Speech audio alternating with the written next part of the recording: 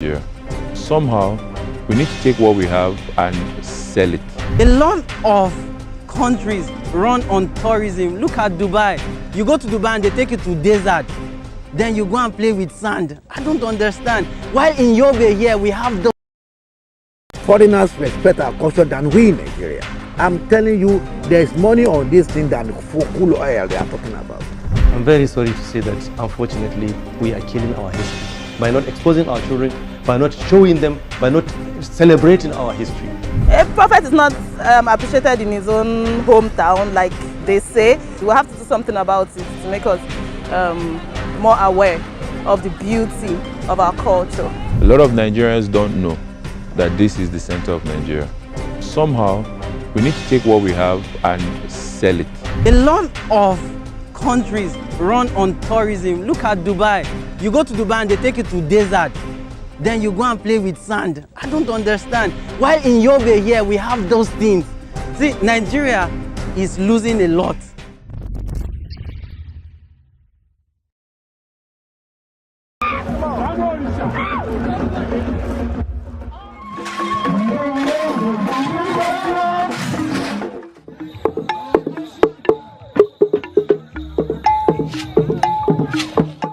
This is a story of Nigeria that is hardly told. It's a celebration of her people, culture, and 2 billion barrels of oil reserves. But is Nigeria really worth the hype? Can she be regarded as one of the most fascinating countries on the African continent with abundant human and material resources?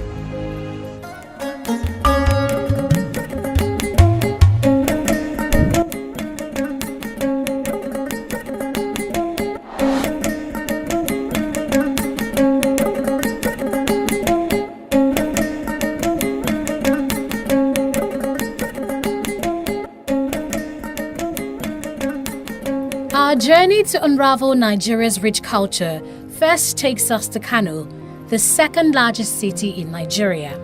In pre-colonial times, the Kingdom of Kano was an economic powerhouse. Traders were exporting goods like leather, quilted cotton, and dyed fabrics from Kano to northern African countries via camel caravans and then to Europe. In fact, what is popularly regarded as Moroccan leather were leather works by Kano craftsmen exported to Morocco through the Sahara Desert. Hausa at that time was the most widely spoken language in Africa after Swahili. Many centuries later, we've come to see if Kano's economic vibrancy still endures.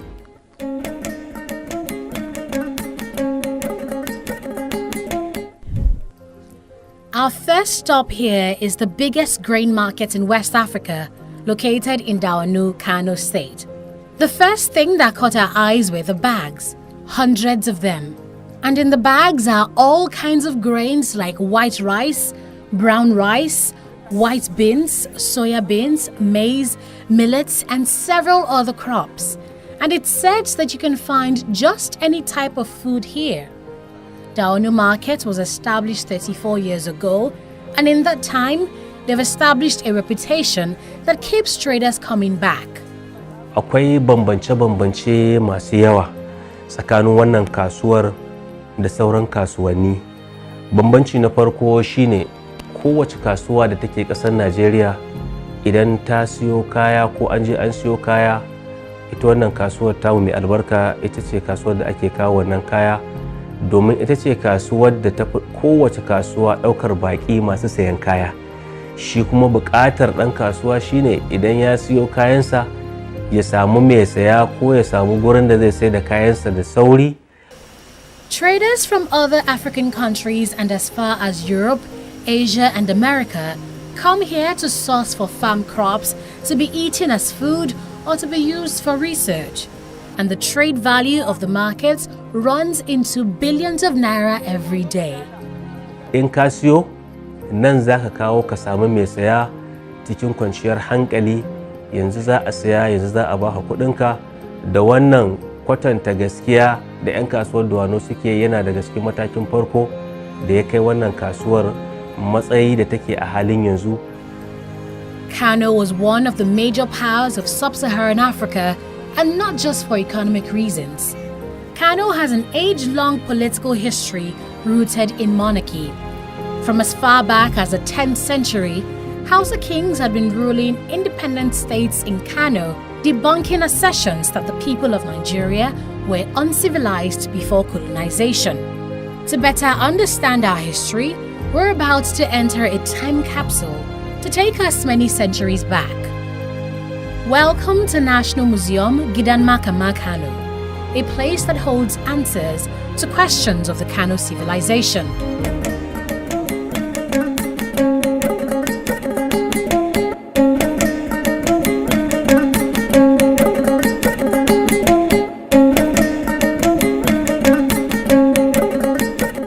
In 1442, the 17th king of Kano, King Abdullahi Barja, built this structure as a residential complex for his grandson. When Barja's grandson later became a senior councillor in the king's palace, or Makaman Kano, the house came to be known as Gidan Makama Kano, meaning House of the Senior Councillor. When the British came in 1903, they conquered Kano and they took over Kano in 1903. And when they took over, having seen the historical significance of this house, it was declared as national monument in 1959. And it was divided into 3 parts. The first part was converted to a museum, declared open to public in 1985. And the second part was given to the Makaman Kano. And the last part of the house, they established an elementary school, now Gidan Makama Girls Junior Secondary School. Our visit here coincided with the excursion tour of Hannan International College. One of the teachers tells me the students are here because of the need to learn about the history of Nigeria and to better appreciate our identity. I'm very sorry to say that, unfortunately, we are killing our history by not exposing our children, by not showing them, by not celebrating our history, by not, showcasing what we have. Look at history of 700 years, 800 years, 400 years. Look at this building that's been standing for over half a millennium. And it's still standing and it's magnificent. This is local indigenous technology, indigenous knowledge. So it's something that we really need to revive. Since Gidan Makama Kano became a museum 59 years ago in 1959, tourists from all over the world come here to see the wonders of ancient Kano, like weapons of war, royal attires for the Durbar festival, musical instruments, and even a vintage experience of what a traditional room in Kano looked like.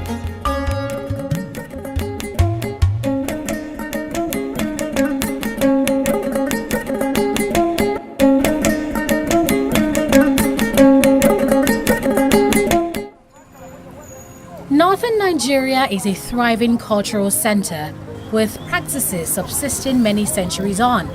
An example of this is pottery, one of the oldest forms of art.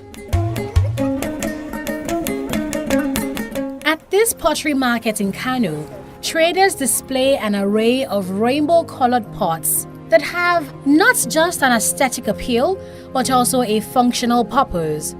They are used as vessels to serve dishes or store water.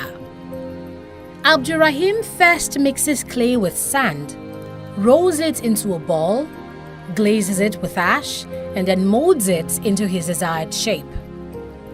He learns the art of pottery making from his parents, who learns from his grandparents. From his earnings as a pots maker, he has trained 13 of his children to university level. Wato kamar wannan sana'a tamu, sana'a ce na gaya ma wata ci gaba sosai. Wayannan mutane daga ƙasa suna zuwa su saya, su tafi da shi su ma su yi sana'a su ci riba su sassayar ga jama'a. Kai wannan abun har Saudiya ake kai shi. A takaice kenan. Nan ba a ta Maiduguri, Gombe, Kaduna, Bauchi, ina ne ga sunan da masaya ko daga ina. One of the reasons why pottery is so popular in northern Nigeria is that it has a unique cooling feature.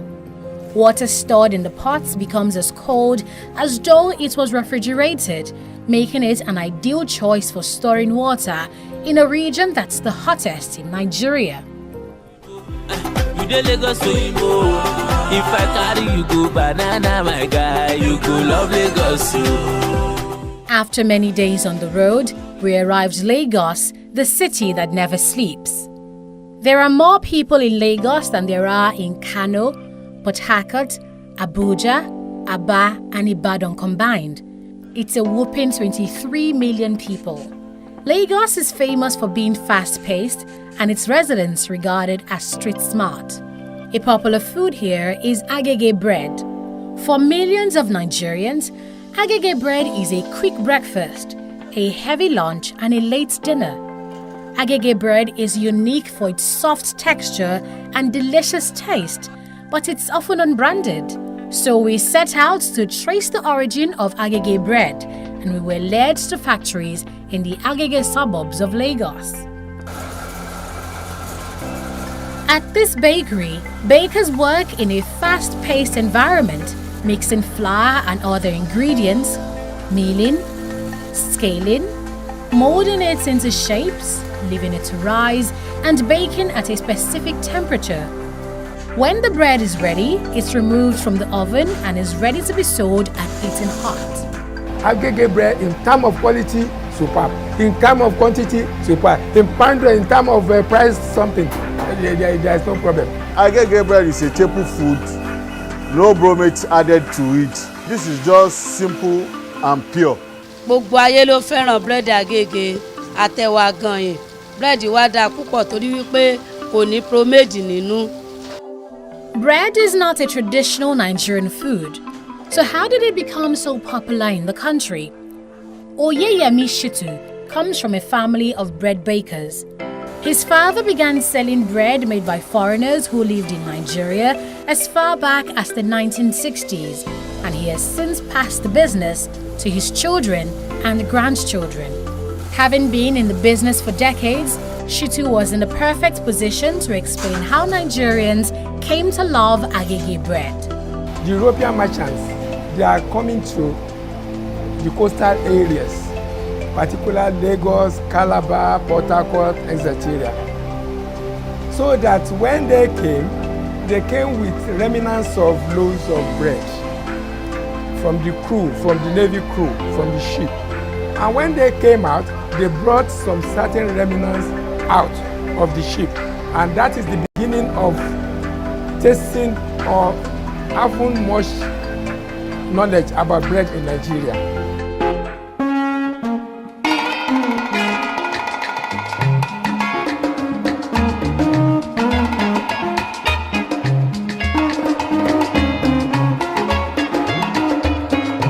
The bright sunshine of Nigeria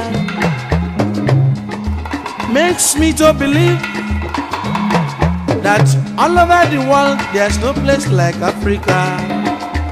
For Nigeria is my home. Another widely consumed food in Nigeria is yam.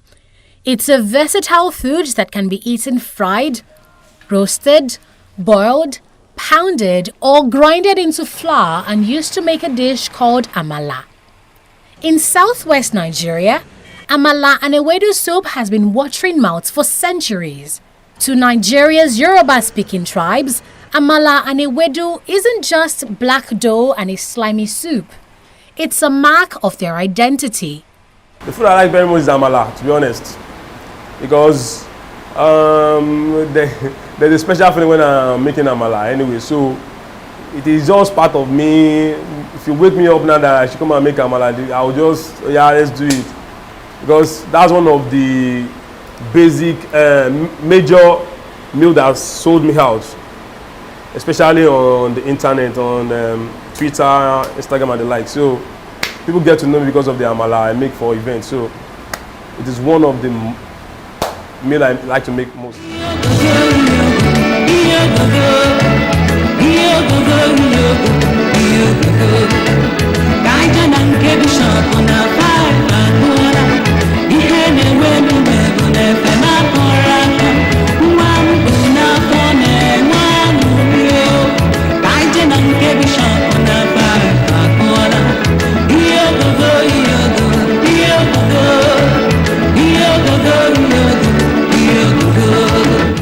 As ewedu is to the southwest, is bitter leaf soup or onubu to the southeast. We have now trailed the scent of the local Igbo delicacy to Oraku, a village in Anambra State. Many people here grew up watching their parents plant and sell bitter leaves to earn a living, and today they do the same for their own families.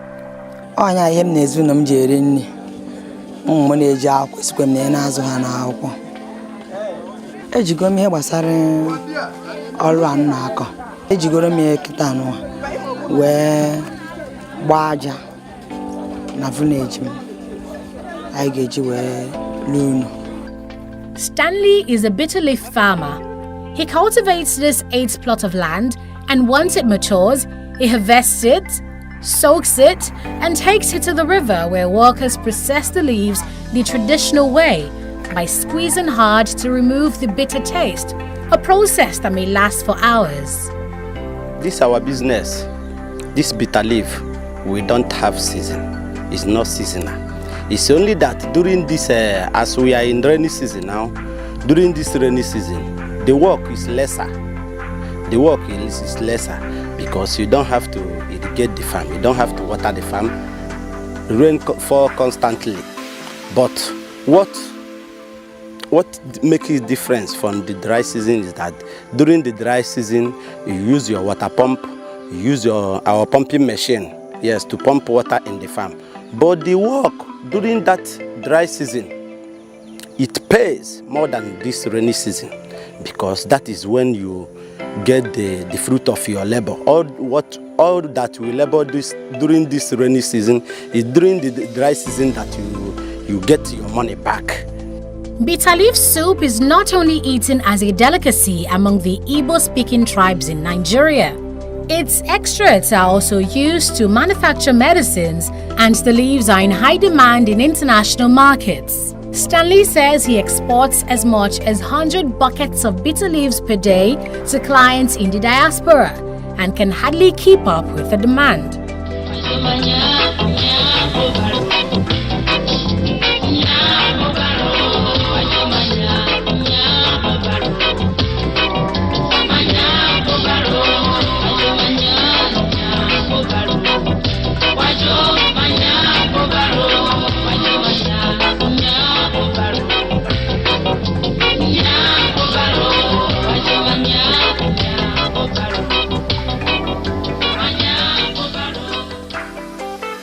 Local dishes across Nigeria vary from region to region, with egusi, ogbono, owo, banga, edikaikong, afang, ewedu, oha, and bitterleaf soups being among the most popular.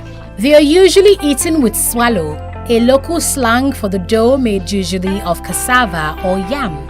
24 of Nigeria's 36 states cultivate cassava, making her the world's largest producer of the crop.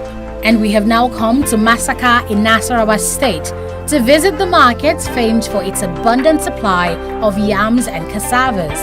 I use my cassava to produce akpu. This fufu. Yes. They use cassava to produce gari, akpu, or fufu. It's only Akwa Ibom people call it fufu, but many people call it akpu. So they use it to produce gari and abacha, and so on and so forth. Every Thursday, cassava processors like Ike converge at Masaka Market to buy cassava off farmers. He owns a small gari processing factory where workers peel, wash, soak, and grind the cassava into a mash. The mash is then pressed hard to remove the raw starch, after which it's then sieved before the frying begins. The laborious process usually involves at least 10 persons working together to get the end product. But with a large market of gari eaters in the country, demand always outweighs supply. No amount of gari you take to the market that you won't sell, because it's a food where the rich and the poor eat. You understand? But the challenge we are having is moving them to where the consumers are. Just like bitter leaf, cassava is a multi-purpose crop. Every part of the plant, from the roots to the leaves, has both food and medicinal uses. We can get animal meal from cassava. We can get starch from cassava. We can get chemical from cassava. We can as well get food from cassava. We can as well get manure from cassava.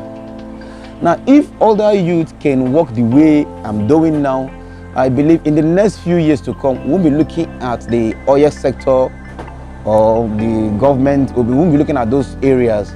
We'll look straight on Gari business, because Gari business can give us what we want. Nigeria's strongest resource isn't in her oil or agriculture.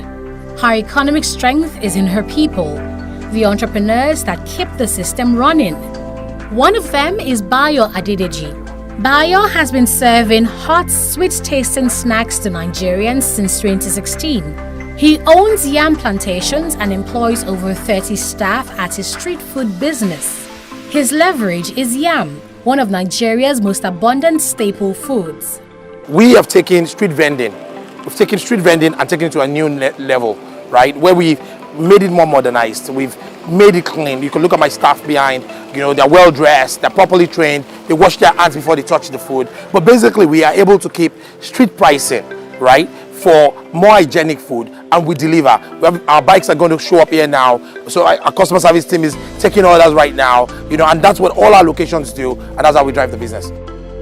Bayo embodies the Nigerian character of hard work, resilience, and entrepreneurship. With an MBA in finance, he took off with his own business, first as a shoe retailer and then as a street food vendor in 2016. Instead of you just importing stuff, we take our own local fried yam, we grow it, we transport it, we improve it, we sell it, we distribute it, and within one economy.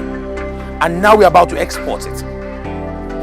That right there is an economic value chain that Nigeria needs to revitalize its own economy.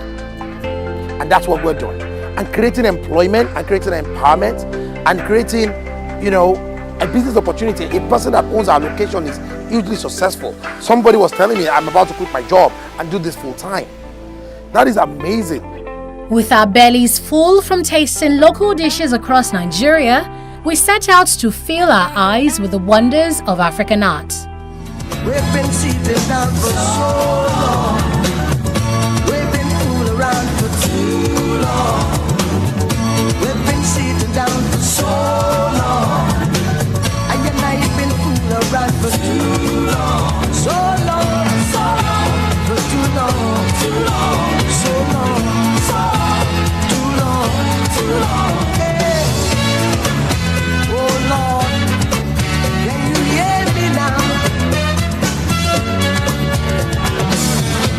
Since pre-colonial times, Nigerians have been expressing their culture through sculpture, brass and bronze casting, and woodwork. The skill with which Nigerians worked wood into multidimensional objects fascinated foreigners so much that they stole thousands of art pieces from ancient Benin, most of which are currently in the British Museum. Foreigners might have stolen prized artworks from Nigeria, but what they couldn't steal was the essence of her art, which has been passed on many generations to modern-day sculptors like Anthony Olofin. Our culture cannot die, and that is why I'm promoting Nigeria culture and I'm promoting African culture work, because it's an unending generation.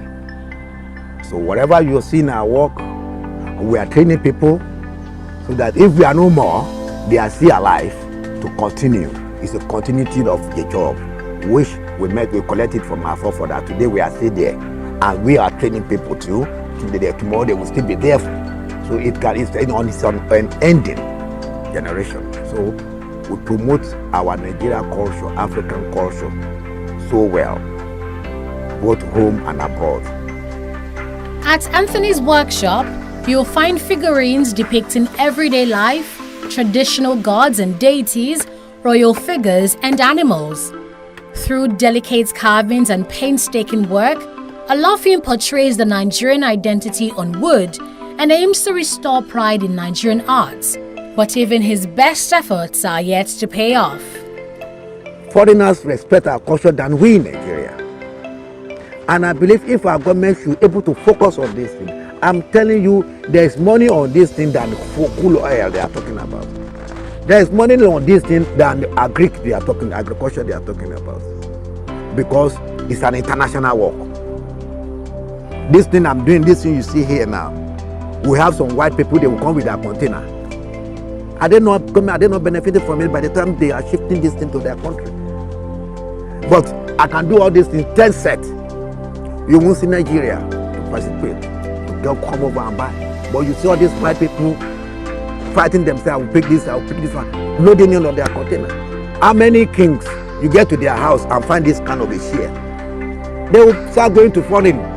You can imagine, they will go into foreign and buying gold share. How many senators has kind of share in their house? We have furnishers carving shares.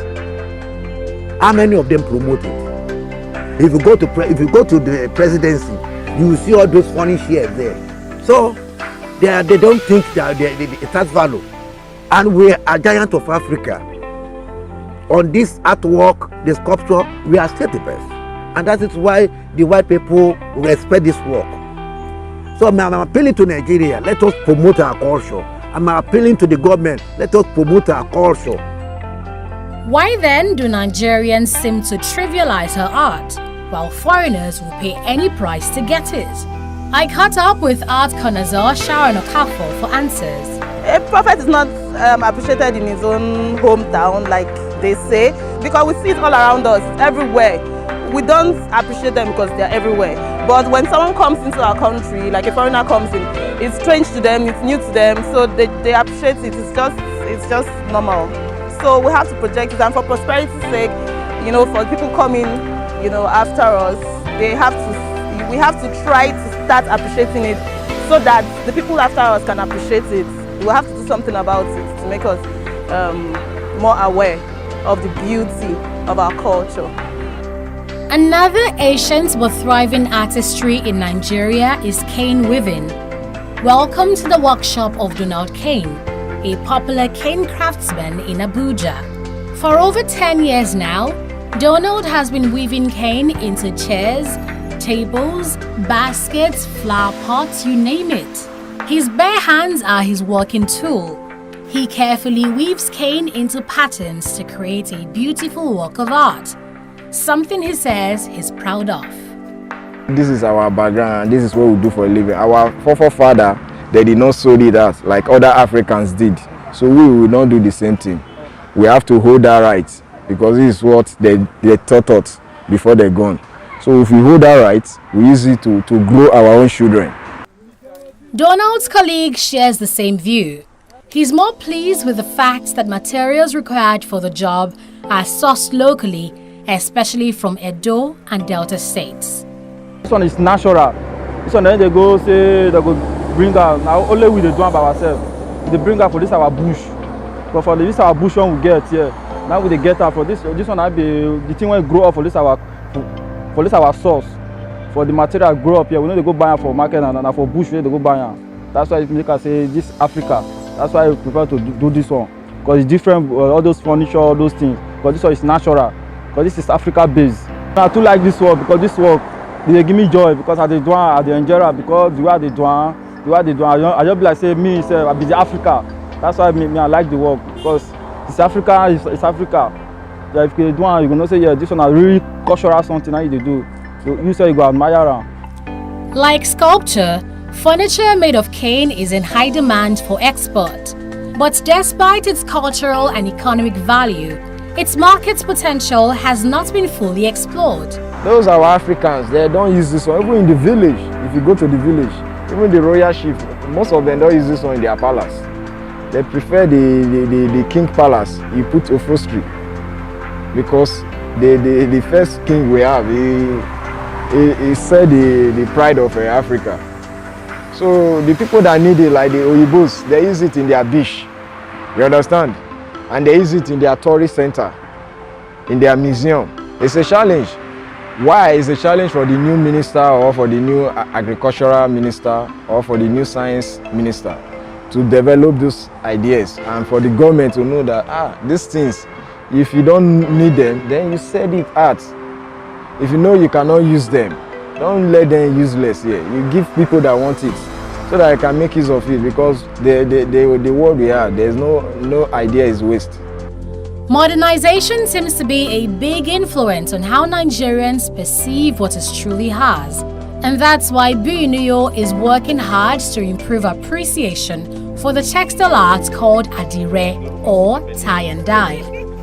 I look at everybody and what they wear, and we've been using too much of Western culture, kind of dressing and all those things. So I'm like, why can't we bring our own into what they do over there and make it look like what they do there? And even when they see it, they will be eager to like, I think we love what these people do. We should try something new. The people of Yoruba land began designing fabrics by tying it and dyeing it with indigo, a natural dye extracted from the leaves of plants.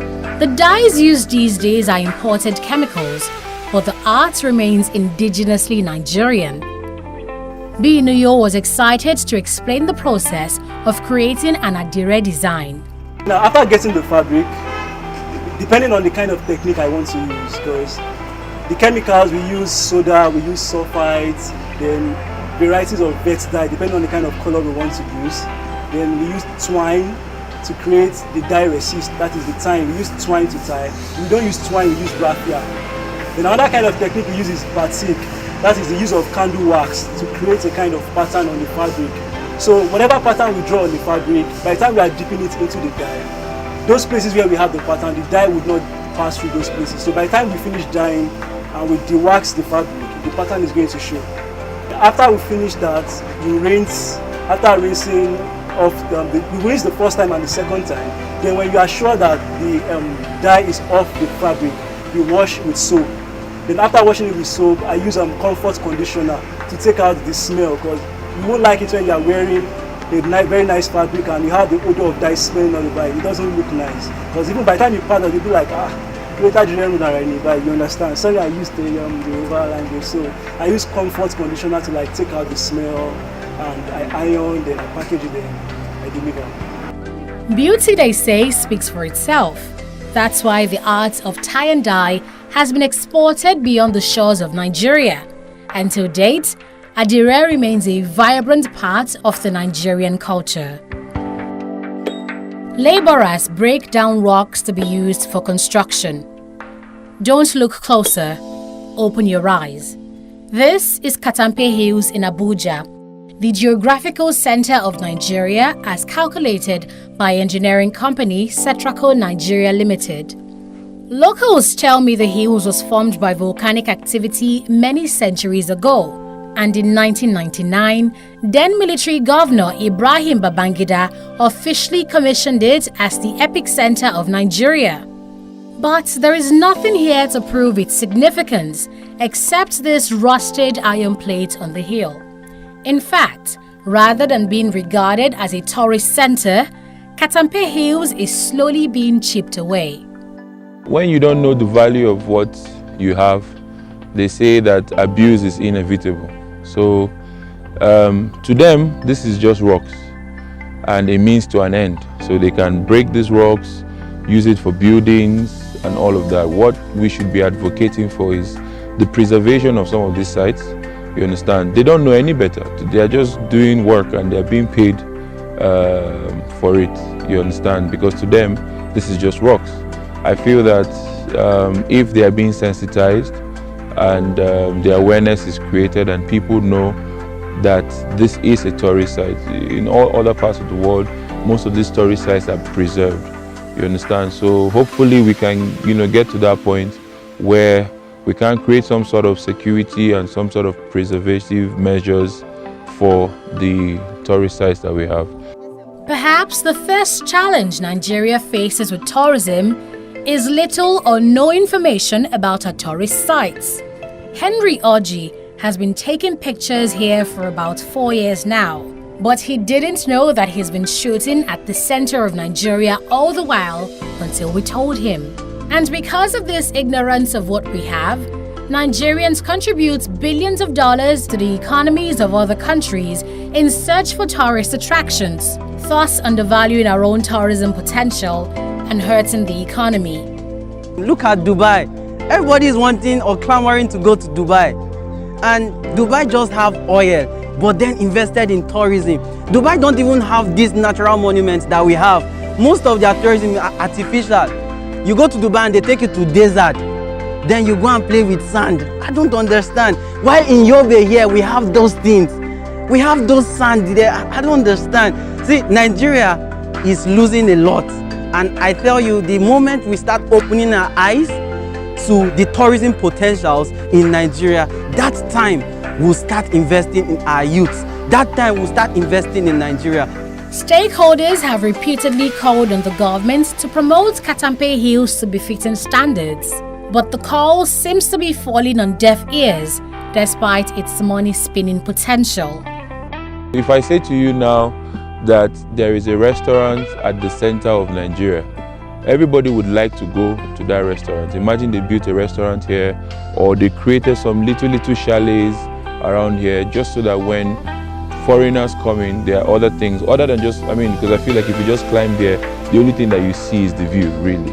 But that's all. It's not like the view is the greatest view in the world, but I feel like there's so many things that the government can put in place. Like I said, restaurants, maybe hotels, maybe playgrounds, whatever it is, just to beautify the places, and also somehow pump some of our resources in terms of finances into these tourist places. We definitely, maybe not now, but in the nearest future, we will be reaping from it. Tourism has the potential to involve everybody because the tourism market is big. It covers food, it covers transportation, it covers everything, security. Even cameramen would do a lot of things. Craftsmen. Tourism is big. It's big. It can employ. See, Nigeria alone can run on tourism and everybody will be happy. Since Nigeria has so much economic potential, why are her people poor? Since pre-colonial Nigeria had successful empires and kingdoms, why is her government below par? Since her history is so great, why aren't her people proud of her present? The answer is so simple that Nigerians echo it with one voice. Our leaders. Selfishness. The leaders. Our government. Corruption. Lack of employment. Here, the popular belief is that government officials extort the masses and serve their own interests rather than the public's. This high level of corruption is probably the greatest challenge of the country. And only when her public servants abide by the true essence of service and Nigerians become awake to their obligations, will Nigeria become a better country for us all.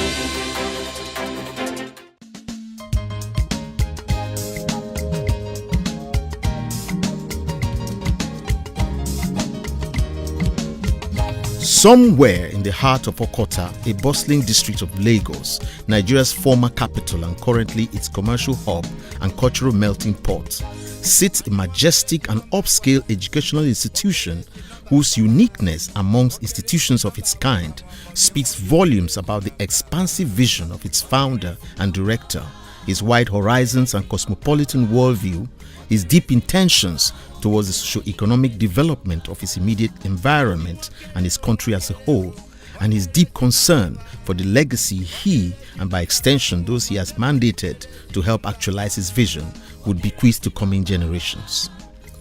Like the institution he founded, His Eminence Sheikh Prince Muhammad Mansour Al-Mansur Akinola Olabi Bodun Williams is a man of many dimensions. He is a business entrepreneur, a leader on both the temporal and spiritual levels, a scholar, and an accomplished manager of men and resources. This is reflected not only in his royal background as a scion of the two ruling houses in Lagos, or in his rich and varied experiences in all the places life has taken him so far, but also in the character of his creation, the first Islamic English Education Foundation Academy, also known as FAEF Academy. When Islamic principle activities came into my life, of course, I started publishing journals, Force of Islam International journals. Then it occurred to me that that one was not taking care of the little ones, hence there should be a school for the little ones. More so, to bring to an end, if possible, what we went through, where we go to secular school in the morning and have to go to Arabic school in the evenings. That is not too good for today's learning process. And then I had to pioneer something that can embrace both at a go, which people thought it can never be possible. But Allah helped me now to pioneer such. Even the journals I pioneered made way for so many Islamic journals later. The same thing, this school is the first of its kind all over the world. That they brought about my person being turned to a consultant in the modern day Islamic education. This is a school which, since its inception in 1984, has blazed the trail in combining the best of Islamic instruction with the best of Western formal education at the nursery, primary, post-primary and advanced levels, with a view towards inculcating in the minds, hearts and consciousness of young Muslims the most sublime learning, tenets and values of both worlds. Located at number 11 Prince Hamidu Williams Way /9 Chief Wachuku Drive in Okota, Lagos, this unique institution, which prides itself in being the oldest continually operating private school of its kind in Nigeria, marks a radical departure from what obtained in former times when Islamic and Western education and standards were mutually exclusive and often at odds with each other, a situation in which students imbibed the trappings of Western education but were left spiritually empty. I came into it because I want to save the future of Muslim kids, not going through the hassles that people like us went through in acquiring Islamic education and being a proper Muslim. Today, mashallah, I'm grateful to God that I've been able to pioneer what people thought wasn't possible, bridging both secular education and Islamic education, all going on the same level as you must have seen today. It wasn't that easy all along. And people are saying that, why are you big deal about? I said, that's not a big deal.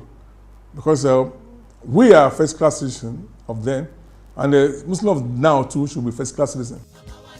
Sheikh Williams' passion for excellence in this most innovative of endeavors is born out of his desire not only to uphold the high standards and quality of life and to pass on the values on which he grew up, but also to correct the anomaly occasioned by the dichotomy between the Islamic and Western models of education.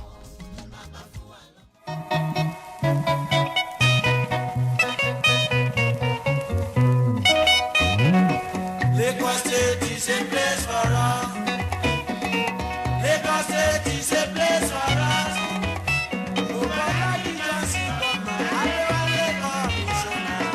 Lagos State is a place for us.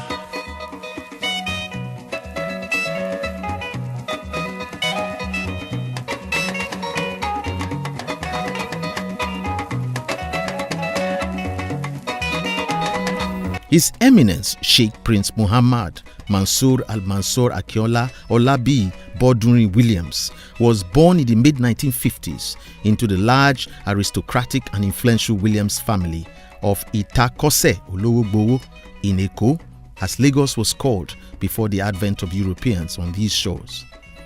An important seat of traditional authority, which has served as a stronghold of the power and majesty of the Obas of Lagos from time immemorial, the ancient community of Eko was a thriving center of commerce as far back as pre-colonial days. I'm a typical Eko boy. Eko in Lagos State. Alhamdulillah, I was given birth to on Lagos Island proper. I say Eko proper now, island proper. The island that was known as the time I was given birth to proper used to be Lagos Island, where we have Isaloko, Olowogbowo, and the rest.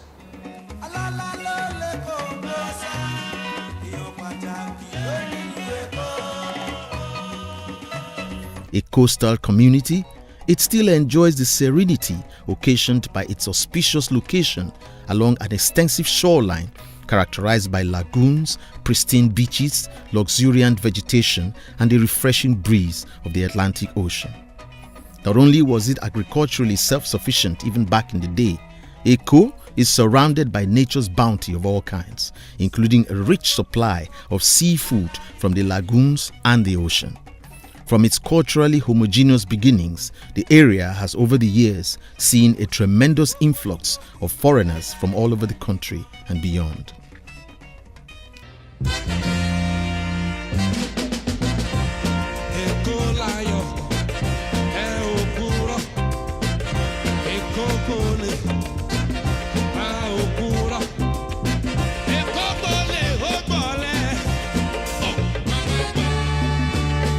Over the years, alas, Eko has lost its innocence.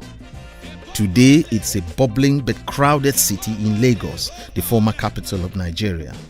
This has, however, not diminished its historic and cultural importance in the life of the state and the nation as a whole. With its numerous monuments and historical landmarks, such as the Iga Idugono, the Palace of the Oba of Lagos, the Enuowa Mosque, as well as the first public water tap in Nigeria, to name a few, it is a living, breathing museum chronicling the history, arts and culture of Lagos and indeed of Nigeria. In fact, it can be said without any fear of contradiction that Eko remains in a timeless way the very heart of Lagos State. On both sides of his family lineage, His Eminence Sheikh Prince Muhammad Mansour Al-Mansur Akinola Williams descended from royalty. His father, Prince Lamidu Hamidu Akombiaro Williams, now of blessed memory, of whom Prince Muhammad was the 12th child, was among the most powerful and influential personalities in the Lagos Island of his time. A double prince from both the Akinsemoyin and Ologunkutere ruling houses of Lagos Island. His family tree on his father's, that is the Williams side, also boasts of connections to the lineage of the Awujale, the paramount ruler of Ijebu land, as well as to the Dagburewe ruling house of Idowa. Williams from the beginning are great merchants. They are the earlier trading partners with the English people Hence, the family house is very close to the marina where the foreign ship arrives, and they are the one that trade with all these foreign merchants from England, from Portugal, and the rest like that.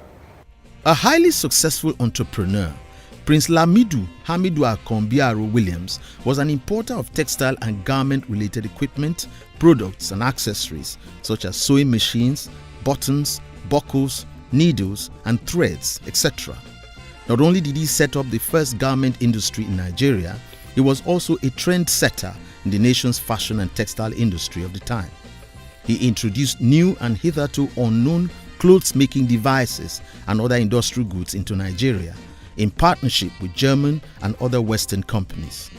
In addition, Prince Lamido Williams also had major investments in goldsmithing. On his maternal side, His Eminence Prince Muhammad Mansour Al-Mansur Williams is the son of Olori Agba Kosenotu Iyajuya Aduni Williams, who holds the titles of Borokini Adini of Aguda Central Mosque in Aguda, Surulere, Lagos, and the Alari Adini of Nawaruddin Society of Nigeria, among others. She is the daughter of Alhaja Chief Sinotu Atupa Palo, first Iya Adini of Lagos Central Mosque, also the Iya Adini of Lagos and later of Nigeria, equally from the lineage of Eletu Odigbo of Lagos, a family of noblemen who act as the Prime Minister of the Oba of Lagos and historically served as the principal kingmaker and traditional Prime Minister of Eko. She is also from the Olorogun Ide chieftaincy of Lagos State. The highly regarded matriarch, the Sheikh's mother is an influential market leader with a thriving establishment in the Ereko, Idumota, Okuawo, Marina district of Lagos. Sheikh Mansour Williams Obalola. His father was my his father was my stepfather.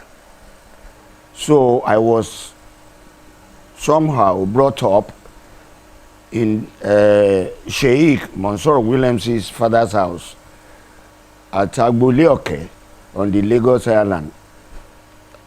And so his own mother, I think, was the third or fourth wife of his father. So he's a junior brother to me. For him to even have a school, you know, for children, for pupils, that goes to show how a disciplinarian he is. Because if you are not disciplined by yourself, I can't see how you can establish a school where you have to deal with children who are just growing up, where you are going to mentor people from different homes, from different characters and things like that. So that goes to show you that he is a very disciplined man.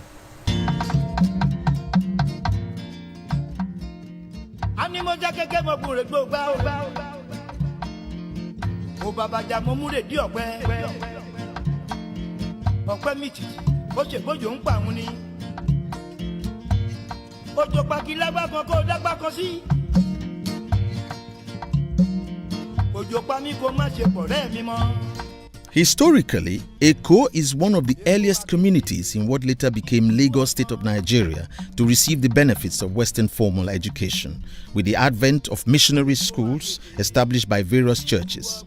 In spite of the fact that about 95% of the population of Eko was made up of Muslim adherents, these missionary schools were enthusiastically patronized, especially by members of the community's elite, including the Williams family patriarch, who sent his young son, Prince Muhammad, to the Aminu Kosoko Kindergarten School, Iga Kosoko, Ereko, Idumota, where he commenced his educational journey.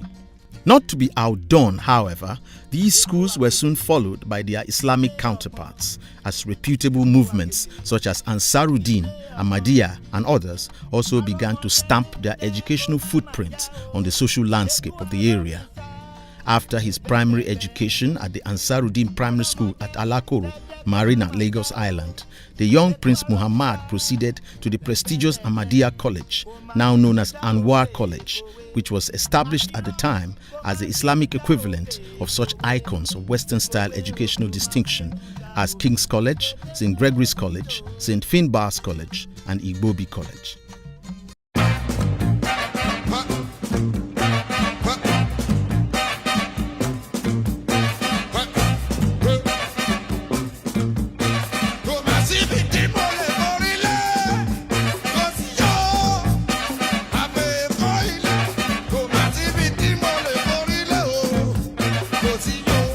The practice among the elite class in colonial Nigeria was usually to dispatch their children and wards off to England in search of the proverbial golden fleece as soon as they had concluded their secondary education. The Williams family was no exception.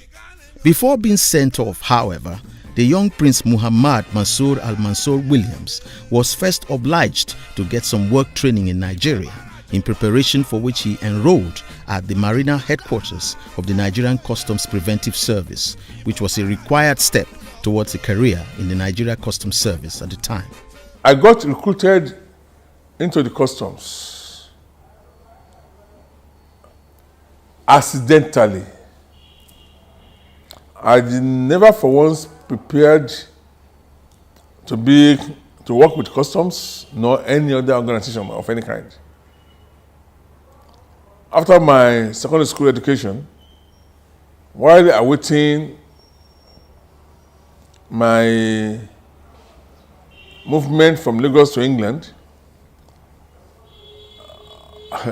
the type of training we had in those days, every morning, Daily Times newspaper, and other dailies will be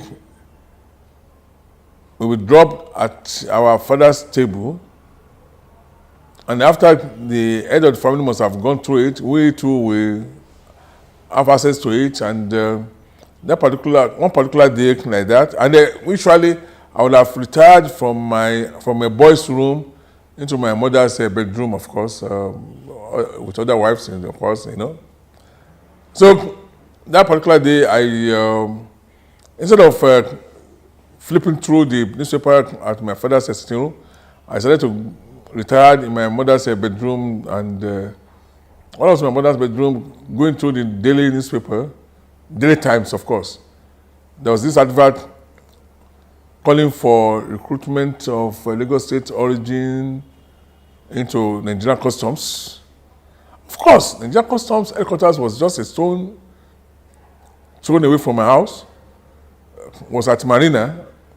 My house is on Eriko. It's just some 10 minutes walk. Oh, no, sorry. Less than 10 minutes walk. So I just maybe out of what, I just left my mother's room and I walked into the place. Guess what? There are people already on queue. I joined the queue and you know, I'm sure people will say, what is this man talking about? But that is the reality, that is the fact. And before I know it, it was my turn.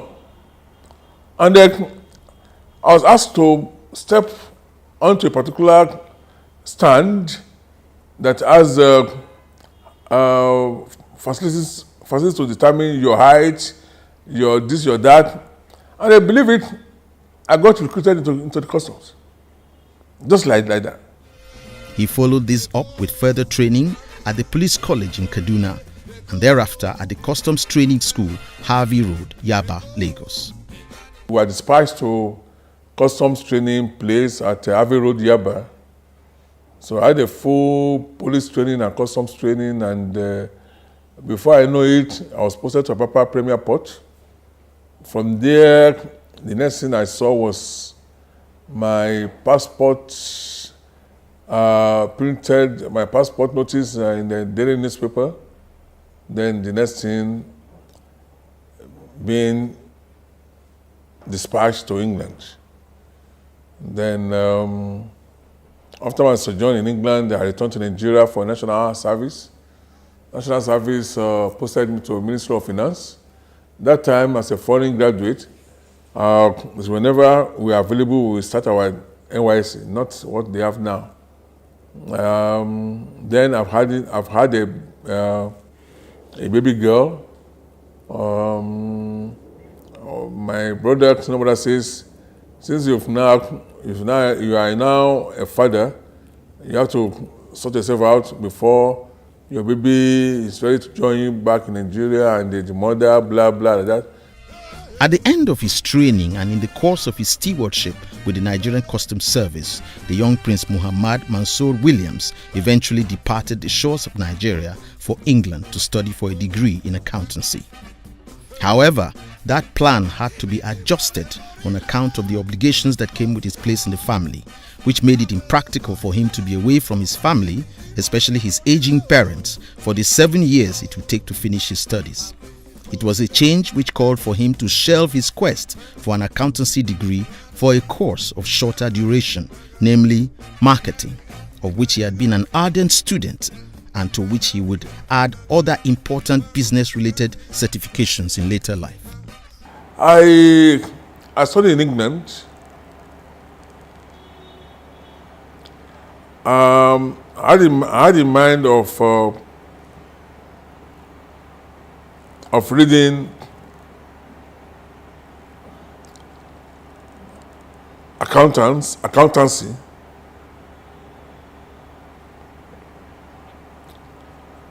The dean of my department had a meeting with foreign students immediately our resumption.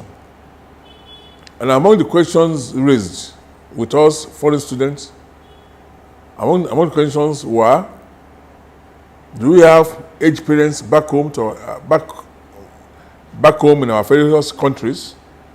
Some of us says yes, some of us says no.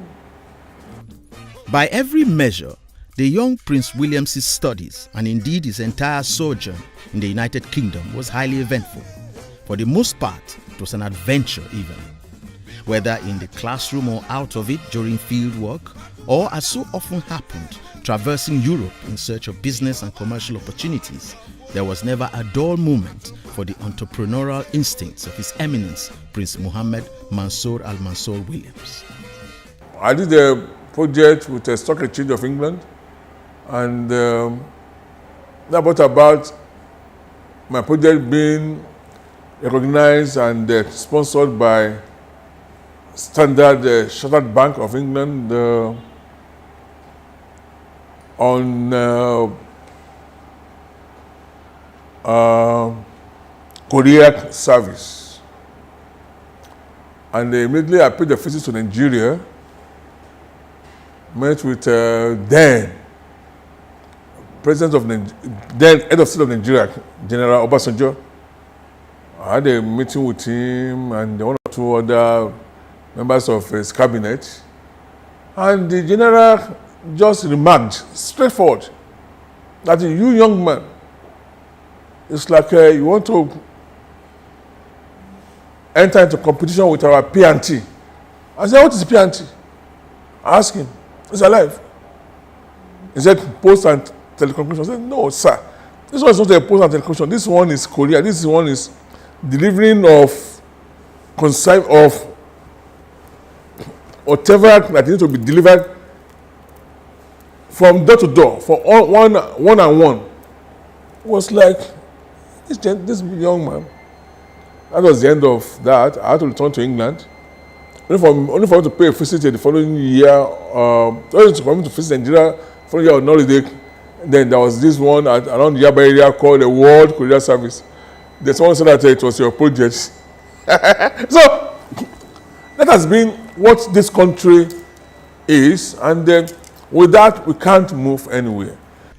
A year after his graduation, the life journey of His Eminence Prince Sheikh Mohammed Mansour Al-Mansour Williams was nearly marred by a harrowing experience closer to home. The West African nation of Liberia was mired in the bloody aftermath of the April 12, 1980 coup d'etat led by Master Sergeant Samuel Doe, which toppled and swept away the leading members of the previous ruling class under the regime of President William Tolbert in a shower of bullets. While in the capital Monrovia on a private visit to the family of the then Speaker of the Liberian Parliament at the time, known as the Henrys, whose patriarch, the Honorable Richard A. Henrys, was among those executed in the aftermath of the coup, Prince Williams was caught up in the deadly whirlwind of events there and nearly lost his life. Fortunately, he was able to escape a tragic fate, shaken but unhurt. It was an experience he was never going to forget in a hurry. On his return to Nigeria, His Eminence Prince Mohammed Mansour Al-Mansur Williams resumed his employment with the Nigerian Customs Service in earnest, beginning with a posting to the Federal Ministry of Finance, under whose purview the Customs Service was at the time, for his mandatory one-year National Youth Service. And so began a short but eventful career which over the years had its fair share of highs and lows, punctuated by periodic postings, promotions and recognitions, as well as no small amount of workplace drama and high-stakes intrigues, much of which was politically motivated. Yeah, I am again with NYSC, posted me to Ministry of Finance. Finance, while documenting me, discovered that I was once in the customs. From there, my file was brought out, and I was dispatched to full field as a custom personnel.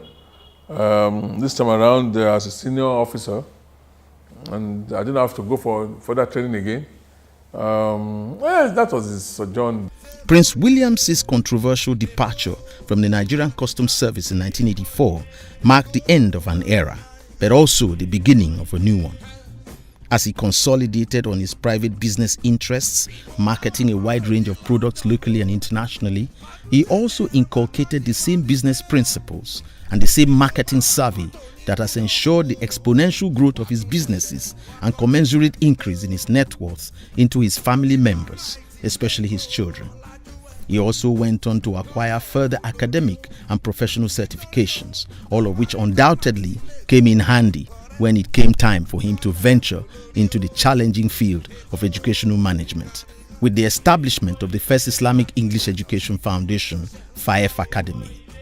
No one has been more instrumental to the phenomenal growth in the profile and fortunes of Prince Sheikh Muhammad Mansour Al-Mansur Williams' business, and in particular the FAEF Academy, than his devoted wife, Oluri Miriam Antonia Nneka Mansour Al-Mansur Williams. An ethnic Igbo by birth, originally from the community of Umoji in the Idemili North local government area of Anambra State, Nigeria.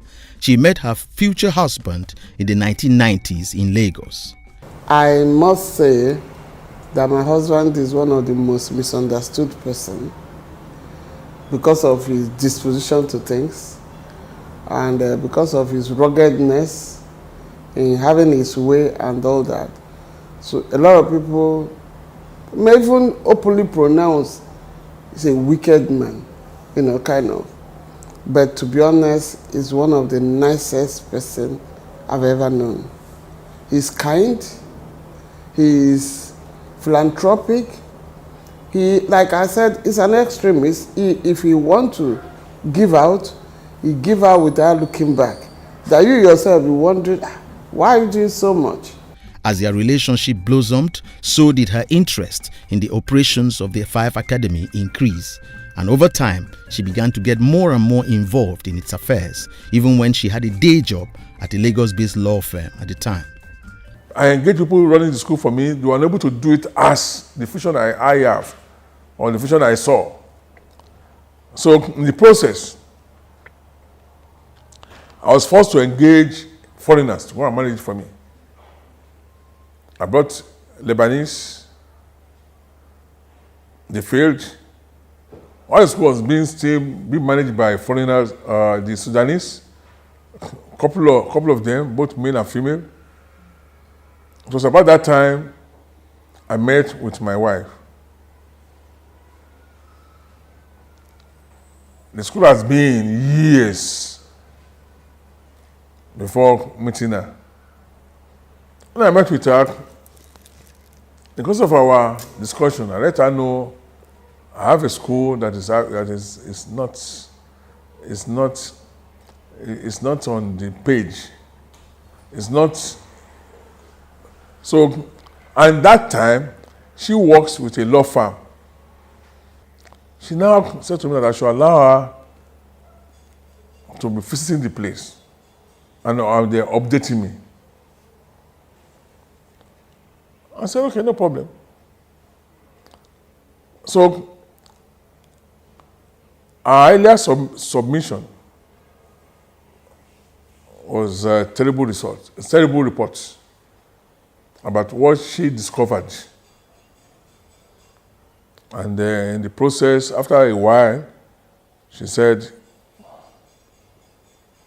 I should allow her to be more visible. But from the one of this school, I enrolled my children in this place from the one. I would draw some of them from schools like Fountain School at Adelabu in 1985 to this place. From a very early stage, I've been a student of FIF, and my dad obviously being the owner of FIF. We had to maintain kind of a gap in the relationship because I've had to see him as every other student saw him and not necessarily as a dad. And when you look at the school year and the school calendar, you do spend most of the year in school as opposed to being at home. So I would say at the beginning there was almost that kind of hierarchy in terms of, oh, this is the owner of the school I attend, and then very few times being my dad. But we see that up until graduation and graduation from FIF, and then he became my dad. The relationship between these two personalities was a highly improbable one by every measure, as they came from such disparate backgrounds. He was Yoruba and she was Igbo. He was an Islamic cleric and an ardent scholar of the Quran, and she was the daughter of Chief Albert Musa, known by his traditional chieftaincy title of Onowu, who was a staunch Christian along with the rest of his family. The day I met with her, the cross, the Christian or the cross, Christian sign of religion, the cross on her neck, in the places on my neck, I think my neck will break. I met her with the most macro skirt you can think of. She was barely returned from England to Nigeria at that time. I met her with already a suitor, being an Igbo woman. I met her with so many hopes and dreams. Today, she embraced my vision, not my dreams, but my vision. And she's always there. So whenever it comes to me to further encourage her, to elevate her spirit, I do that. Among which I did, as I said, either yesterday or today, telling her that, my dear, beside God Almighty, Allah Subhanahu wa Ta'ala, you are the next person I know and see. Whenever I look forward, whenever I look at my front, you are there. If I check my back from the mirror, I see you there. If I look at the sky, you are there. If I look at the ground, you are there. Left, you are there. Right, you are there. All around me, you are always there. I couldn't have asked for more. And they have the kind of relationship where they are friends, and you see that they can talk to each other all the time. They can talk to each other anytime, and it's nice to see that because you know that they have that connection. They can lean on each other. There's never a bored moment kind of between them. They always make each other laugh. They always kind of nitpick on each other and look for each other's trouble, which it's obviously keeps the relationship alive and keeps the fun around between the both of them. They obviously work together as well, so there's that relationship and that connection to from personal life to work life. While His Eminence the Prince came from a paramilitary and business background, she was from an academic background. Expectedly, therefore, this relationship was not without its fair share of opposition and other challenges. How did they surmount this opposition? In the end, as the Sheikh himself likes to put it was simply the call of destiny. She's a mother, she's a sister, she's a friend, she's a companion. Guess what? I'm the only thing she has. That I know. That I know. That's why whenever, till date, she's yet to have a Yoruba name. That she already she knows her Yoruba name, but she has not been named, but she knows the name. I continue asking her to wait until when the name, when she will be ceremoniously be given the name. I pray Allah to spare our lives to be able to celebrate such. The union is blessed with 6 children, 5 females and 1 male. They are as follows: Princess Mrs. Miriam Morayo Benson, Princess Mrs. Bashira Adebodun Hyman, Princess Khadija Mansour Williams, Prince Muhammad Baba Mansour Williams, Princess Asma Mansour Williams, and Princess Mrs. Aisha Nkechinyere Mansour Williams Garba. I would describe my father as a very loving man, very industrious, very meticulous, very disciplined, very principled, very wise, and a lover of Lagos State, of Eko, the real Eko. He's a passionate lover of Lagos State. My dad is a wonderful father and grandfather. He really enjoys having his family around, especially when. You should see the way he watches them with love. I remember we're in the garden, it was summer, and he was dancing with the children, and you could see everyone was humor. He enjoys a good laugh. And he has this way of injecting humor into different scenarios to kind of make light of the mood. One of the things I also remember about my father recently, when I had my daughter, and I was going to name her Adiola. And I remember talking to my dad about this, and he could tell the love he felt for my mum, and the way he felt that love for my daughter. And he thought about the name, and he put so much thought into it, and how it would be lovely for my daughter to share that name, mainly because it was my mum's name, and it's something special to him.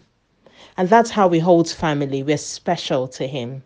My dad is definitely an onion. There's lots of layers for sure. I think he is definitely one of the smartest people I know. I say that all the time. I'm always running to him for business advice, work advice. Very smart, very intellectual, very intuitive as well. He has a great foresight, so it's a good person to kind of help manage things, because he can, it will probably envisage what is going to happen before it even happens, and can guide and manage. And of course, a great entrepreneur, a great visionary as well. You can see with FIF, and definitely without a doubt as being a strong kind of bond with the family, keeping everyone together, checking up on everyone, making sure that everyone stays really tight, close-knit and well-connected. I would describe my dad as a very principled man, and one of the first thing that comes to mind when I think about him is Islam. So my dad is very known for his faith, and he translates this into his everyday life, his everyday activities. You can't miss that about him. It's really just there.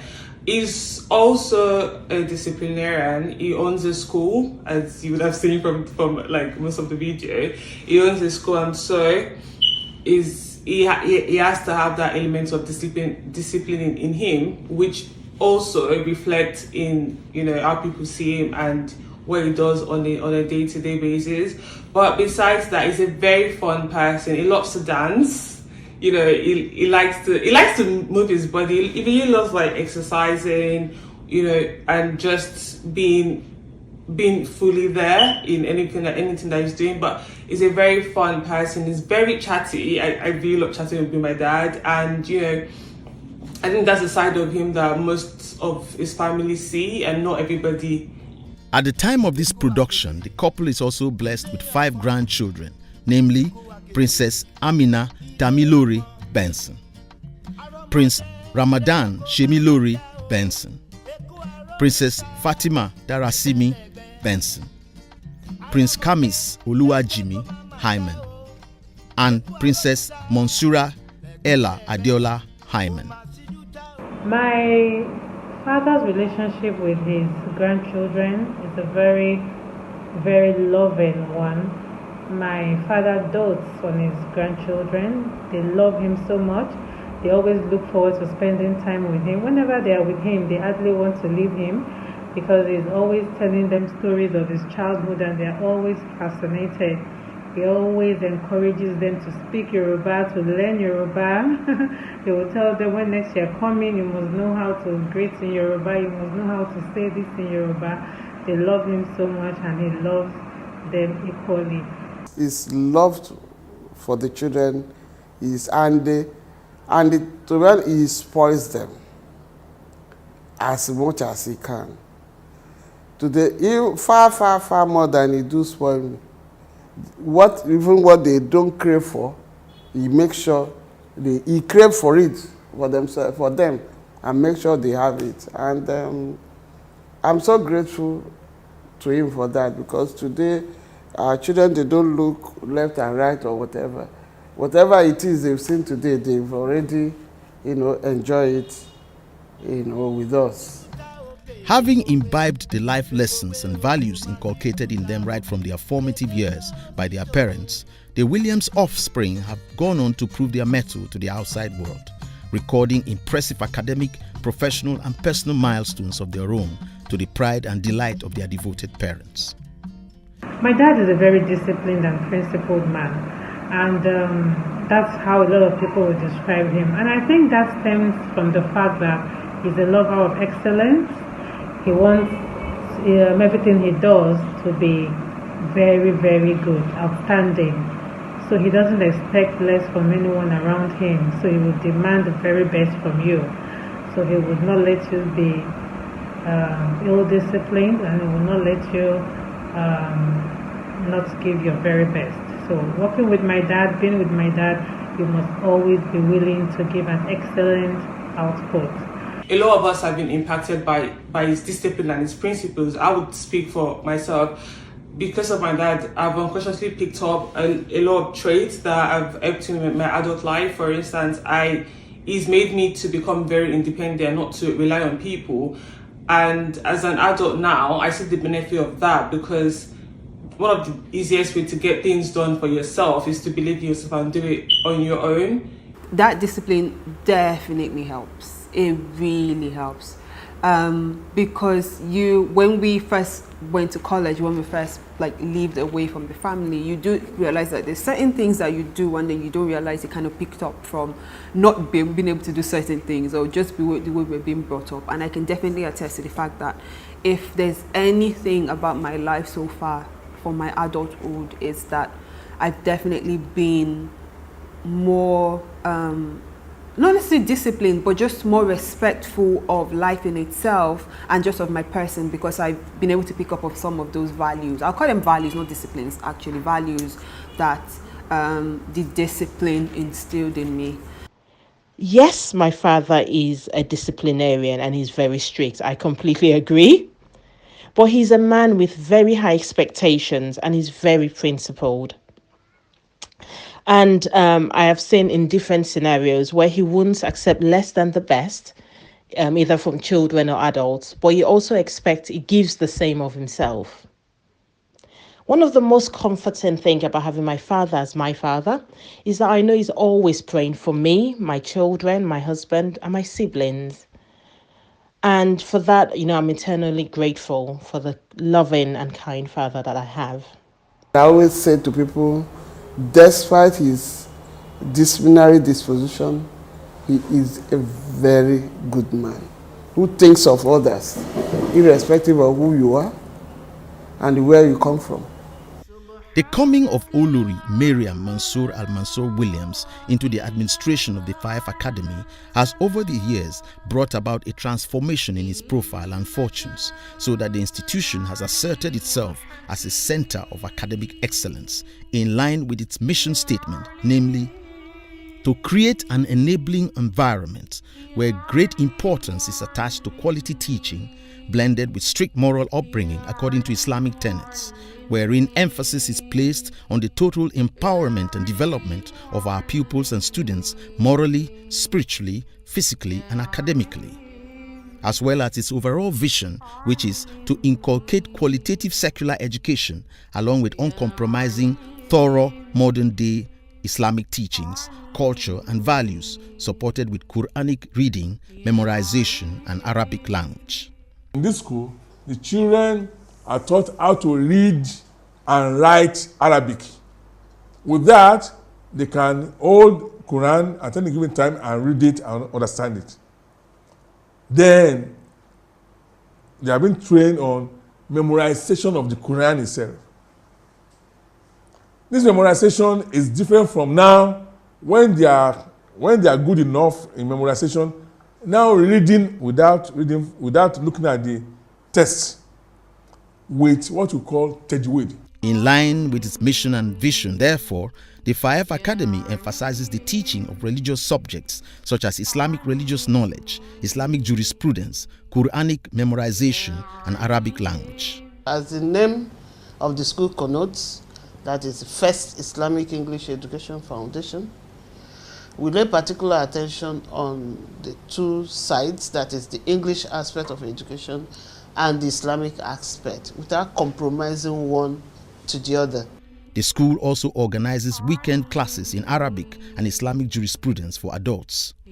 This all-encompassing educational paradigm is aimed at orientating the children while still at an impressionable age on morals, ethics, and basic decency, including how to dress, eat, sleep, and conduct themselves in public. Yeah, the standard year in year out has been consistent and just increasing and improving, and I think being in a position to see it from two different angles, from two different views as well, you do really see that these kids are well-mannered. It is actually baffling to see they are very, very well-mannered. And I think if kids can go out into the world with this level of training, then you just almost always know that the sky is only the starting point, really. So yes, I'll say it's definitely even done more than enough. An ultra-modern co-educational institution, FIAF Academy boasts of nursery, primary, secondary, and advanced sections. Its day-to-day operations and the general ambience of its premises are a model of organization and efficiency. Each classroom, for example, seats no more than 20 students, with male students on one side and their female counterparts on the other. Ablution points within the premises are also separated for male and female students and staff. The same goes for the 50 toilet facilities situated on the premises. We have well over large water reservoirs. We have over about 18 large water reservoirs that we have children that uses the water for ablution as they like, 5 times a day.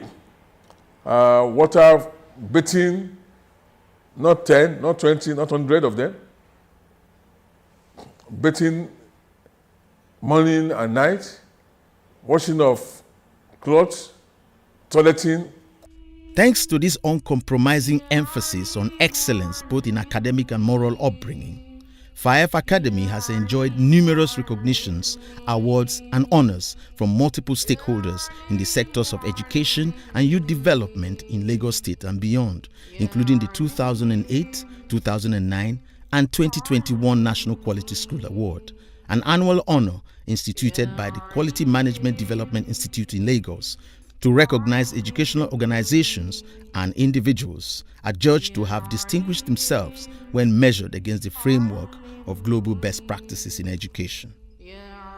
FIAF Academy offers a comprehensive educational package which encompasses all academic subjects, including language arts, mathematics, social studies, and science. In addition, however, the curriculum is made more robust and holistic by such non-academic but equally important subjects and programs as physical education, art, health and career planning, and information technology.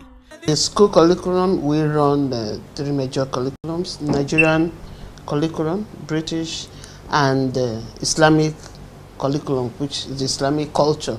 We have an in-house gym where the children enjoy themselves. Even while they're in classroom, they do go in there to enjoy themselves. Not to mention the numerous excursions that have taken the students to various countries along the West African coast, such as Benin, Togo, Ghana, and Cote d'Ivoire, as well as various states across Nigeria. All these activities have gone a long way to enrich and challenge successive generations of students to ever higher levels of achievement and competence as they prepare to engage the emerging global marketplace of goods, services, information, and ideas. In the process, FIAF Academy has produced a first-class core of alumni who are excelling both locally and internationally in their respective fields of professional and vocational endeavor, and serving as proud ambassadors of their alma mater. Worthy of mention in this regard is Dr. Abdul Hasib Suenu, who holds a PhD from the University of Canterbury in England and now works in the office of the Managing Director of the World Bank in Washington, D.C., USA.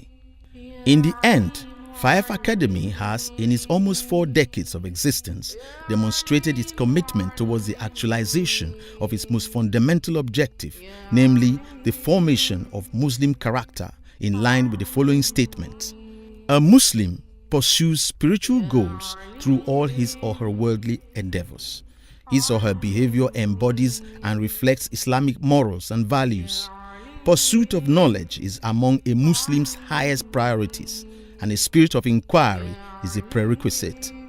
Faith and action work together to lead a Muslim toward higher knowledge and progress, sound individual life choices, and service to society. In a world of pervasive violence, moral corruption, political upheaval, and increasing lack of personal responsibility, FIAF Academy is developing in her students the values of honesty, compassion, self-esteem, and respect for others, pride in honest work, a commitment to justice, and an acceptance of differences. And those are the values that will continue to guide the growth and trajectory of FIAF Academy in the years and years to come, inshallah. A key factor in the success of FIAF Academy all these years has been the loyalty, dedication, hard work, and commitment of its workforce, both academic and non-academic. Ó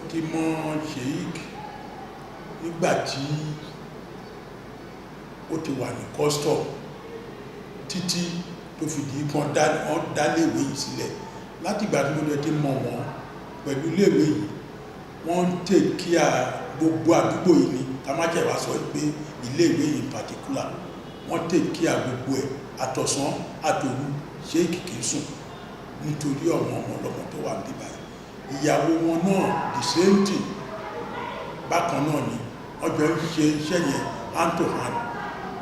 Anything tó bá ṣẹlẹ̀ báyìí wọ́n máa pè ní emergency, a ní kí n máa bọ̀ kíákíá o kán lè romi lo tí mi ò bá débi ṣéèkì ò ní sùn bí n bá débi pàápàá ó dìgbà tá a bá rectify tá a bá ṣe iṣẹ́ yẹn láti dájú débi pé tọ́wọ́n ọmọ yẹn tán fi ní problem wọ́n fẹ́ ru lómi ni o wọ́n fẹ́ lo anything ni o tán máa lílo bó dẹ̀ ṣe iṣẹ́ electrical náà ni pé iná ṣe kíní kan gbogbo ẹ wo àwọn big gen tó wà ńbẹ̀ yẹn tó jẹ́ pé bí iná kì í kú ní FIAF pé wọ́n múná lọ rárá, wọ́n ní transformer àti NEPA fúnra ara wọn tán rà ó wà lórí òpó àpáàdì lérí yẹn wọ́n tún wá ní àwọn big giant gen mẹ́ta nínú ọgbà yìí torí pé kó má sì failure of NEPA. I see them as role models because everything they do they tend to do it in a way that the people that are watching can copy from them. And if you do that, you see that you live a very simple lifestyle.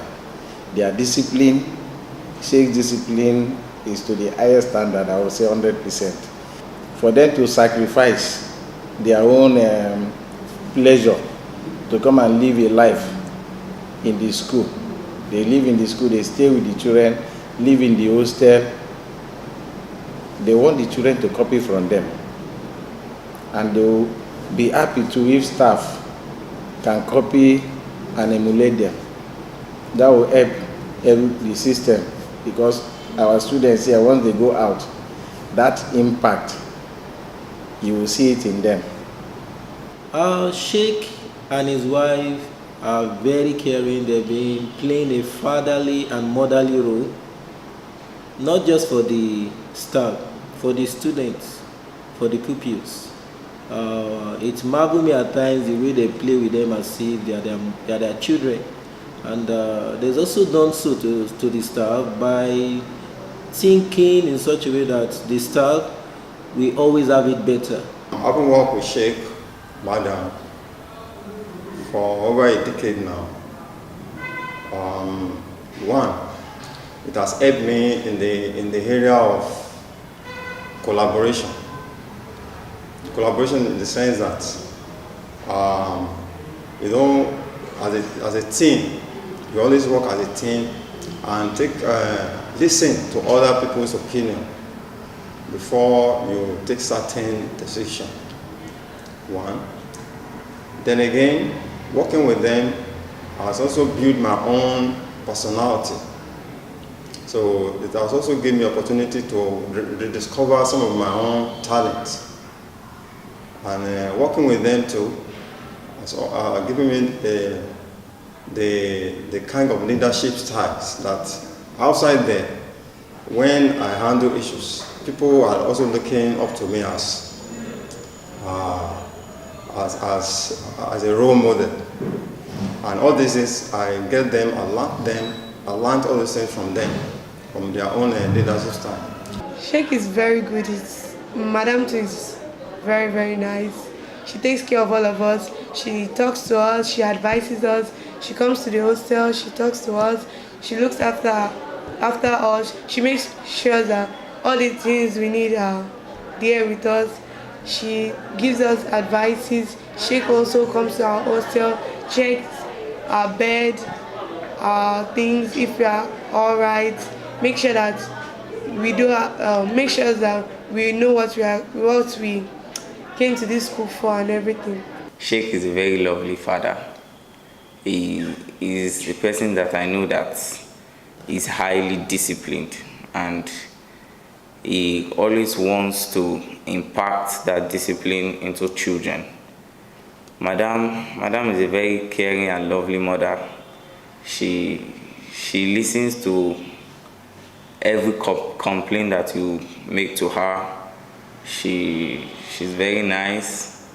She's very prayerful. And I pray that Allah grants both of them long life and prosperity. The Williams family is a close-knit one, where the bonds of love, friendship and loyalty are palpable, thanks to the unyielding devotion of a patriarch and matriarch whose large hearts and generous spirits are a source of comfort and succor to family and non-family members alike, and whose home has over the years become a sanctuary for many. Family gatherings such as Eids, naming ceremonies, housewarmings, weddings and reunions are like festivals in celebration of Almighty Allah's abundant blessings upon the family and an occasion for the reaffirmation of solidarity among the family members. The Williams children's pride and gratitude to their parents for their devotion and sacrifice over the years is replicated in the attitudes of their respective spouses, who now consider themselves sons rather than sons-in-law of His Eminence, the Sheikh and Olori Mansour Al-Mansur Williams. My father-in-law is the most simple and most religious man I've ever seen. The relationship between myself and himself is very cordial, and I thank God for his advices. Whenever my wife and my kids go over to his place for a visit, we are always over-pampered and we are never in a hurry to leave. I thank God for his life and I wish him all the best and may he enjoy the fruits of his labor. When I last visited Lagos, my father-in-law was so hospitable and welcoming. He gave us his drive and vehicle to go sightseeing, and his warmth and hospitality remains the same when he visits the UK. He loved seeing his grandchildren and having us around. I remember seeing the pictures from the naming ceremony held in Lagos for my son and thinking of his generosity and affection towards his family. I have also heard how this is extended beyond his family. My children love their granddad and look forward to seeing him again soon. I think the word that comes to mind now when I think about my father-in-law, when I think about the Sheikh, is fun. How jovial he is as a person, and that is, on first impression, that's probably not the first impression you get really about the Sheikh. Once you think about the Sheikh, or when you see him for the very first time, you see the tough exterior, you see a disciplinarian, you see a no-nonsense person, and he's all of that. But in addition to that, once you get to know him, and once you get to know him, you find out that he's a fun, charismatic, quite chatty person. You never run out of topics to discuss when you're talking with the Sheikh. Always use the opportunity to also part important nuggets of wisdom. I always enjoy having conversations with him when we're fortunate to, when we're opportune to. So that's, I think, the first thing, the first thing that comes to my mind when I think about the Sheikh. His jovial nature, his chatty nature, and how it just makes you feel welcome in and around his presence.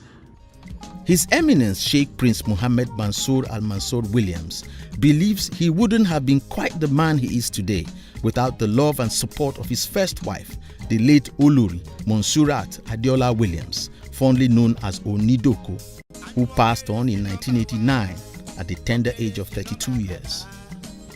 Over 3 decades after her passing, Olori Monsurat Adeola Williams remains a towering and unforgettable presence in the life of the Williams family, as attested to by the thoughtful acts of remembrance, large and small, that the Sheikh and his household carry out in her memory.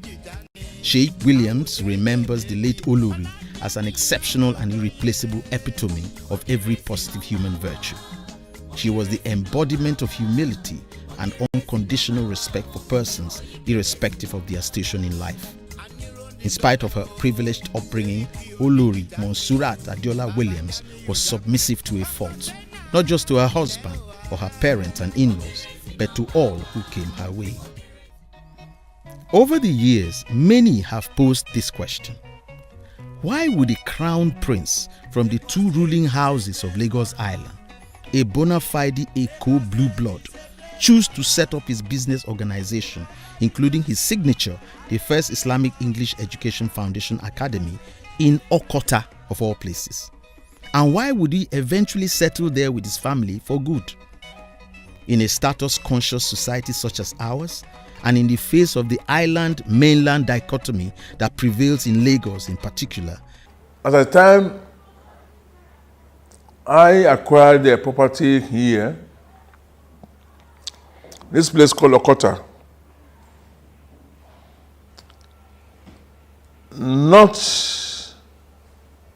in fact, most average Nigerians, they cannot even afford,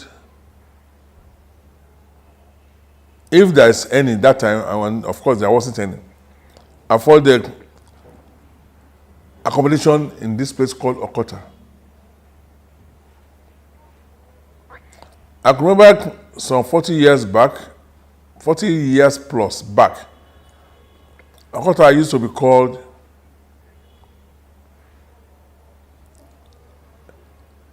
Victoria Island of Lagos. Those are the came after us. I don't want to use their term. I'm only telling you. That's how expensive. Okota, as at that time, I think of that time, more expensive than today called Banana Island. For you to be able to acquire property in this so-called Okota of a place. But that's our story now. Don't forget, Okota was so strategically placed, especially for those of us that are entrepreneur, business people. Proximity to all the seaports and the possibility to all the national, international airports. So, it makes it easier for us to travel out and come back, not going through the hassle of traffic all over the place.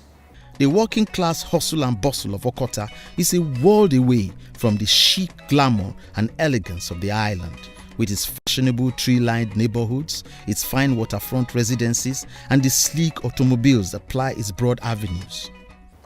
I did not acquire this property for what it is today. I acquired it as a place for holiday. Well, it was quite far. Don't forget, I'm a Lagos Island person. Okota was quite far. Okota, to me, just like my mother would tell you that time, my mother says Okota is out of Lagos. Okota is so Okota was quite far. Because at the time I acquired this Okota, I live in Surulere. But at the time I developed Okota, I moved to Victoria Island. So even from Surulere to here is far. How much more Victoria Island to this place is quite far. But eventually, I developed the place for my holiday resort. And then I'll be coming out for holiday, seeing it as a very far place, as a western region, as we normally call it those days. As eventually, the issue of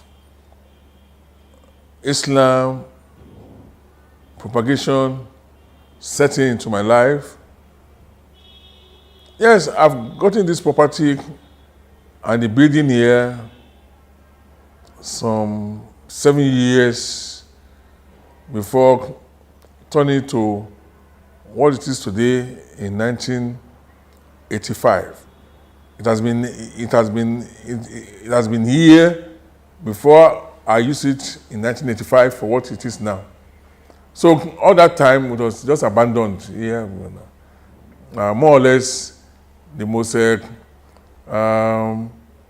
first of its kind in this Okota axis. More or less about the first story building of modern design. That then in some late 70s like that. Àsìkò kan gbogbo àdúgbò yìí ó jẹ́lẹ̀ omi tó dẹ̀ jẹ́ pé Fayef ẹni tó ní Fayef fún rẹ̀ òun ló ṣe kò kárí bí gbogbo àdúgbò yìí wọ́n ṣe fíìlì ẹ̀ tómi kú òǹbẹ̀ òun ló lé omi kú ò. His Eminence Prince Sheikh Mohammed Mansour Al-Mansour Williams' decision to go against the conventional practice in this regard speaks volumes about the essential character of the man. Many people think that it's not possible, it's actually possible. If only and understand our environment and know what exactly we want. This this place we are now, this place this recording is taking place, is so designed for not only for today, for the present, for the future, and for our retirement. So, give and take,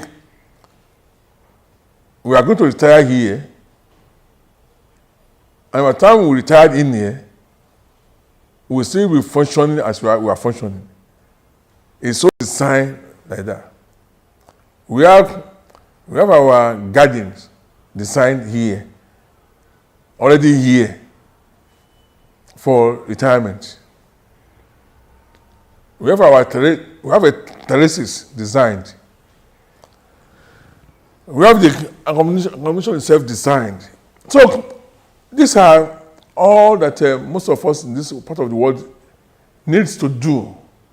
One, it will save us stress. It saves us a lot of money.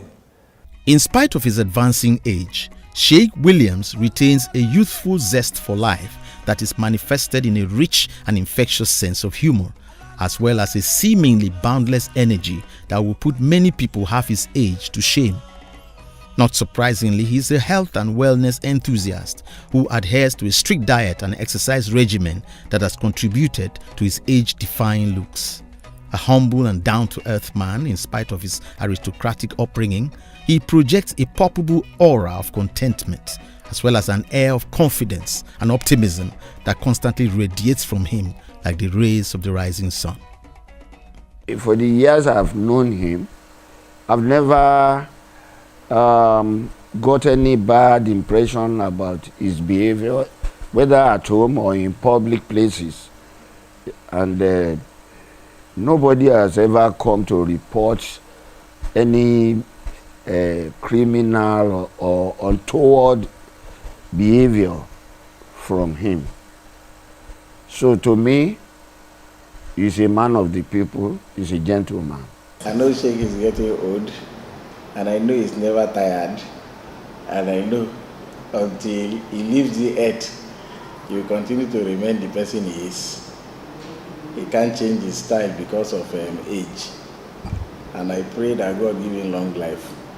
So that, and I also pray that people emulate him and try to impact others too. My wish for them is for God, for Allah to spare their lives so that they will experience, even if it is not all, bits or part of why Fire Academy was set up. Èrò mi sí wọn ni wípé ọjọ́ tí ń wà lórí wọn àti ìyàwó wọn. Nísìnyí ìtọ́jọ́ náà dé yìí ọjọ́ àdálẹ́, but mo wish wípé nínú àwọn ọmọ wọn wọ́n jẹ́ kó mójútó iléèwé yìí, torí tọ́jọ́ bá dálẹ́ kí iléèwé yìí kó má parun, kó má gẹ́tọ̀, kó má lọ bẹ́ẹ̀, wọ́n jẹ́ kí inú àwọn ọmọ wọn àìdá kan àbí méjì irú iṣẹ́ tọ́wọ́n ń ṣe yìí kọ́wọn ọmọ wọn understand ẹ̀, kọ́ mọ̀ pa ẹ̀, kọ́ lè gbé iléèwé dúró, kọ́ lè gbé lárugẹ. Mo wish láti jẹ́ pé kọ́ ṣe bẹ́ẹ̀. I feel like there's a certain age you get when you feel like, oh, someone has achieved much in life. So I feel like achieve is very subjective because what is achieved, like different things. But I would say, I know he's very proud of FIRE. So even if I look at it from that angle, I know that just being able to have grown FIRE this long and to this extent as well, I think definitely is something that is a big feat in itself, that even I can attest to, that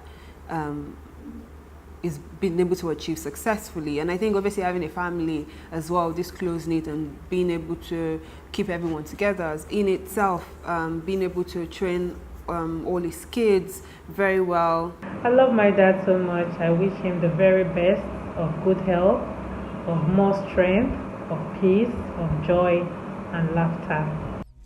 Long before it became the so-called new normal in the wake of the coronavirus pandemic that swept across the globe in 2019 and 2020 and forced authorities everywhere to impose rigorous lockdowns that kept people within the confines of their homes for days, weeks and months on end.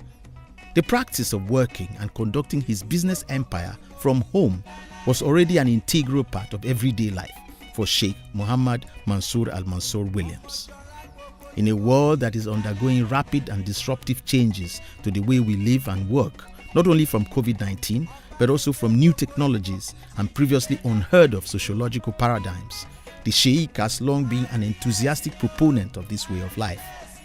Moreover, as any resident of Lagos will tell you, commuting across this vast metropolis on a daily basis to and from work is a grueling affair with potentially disastrous consequences for one's physical and mental health as well as quality of life.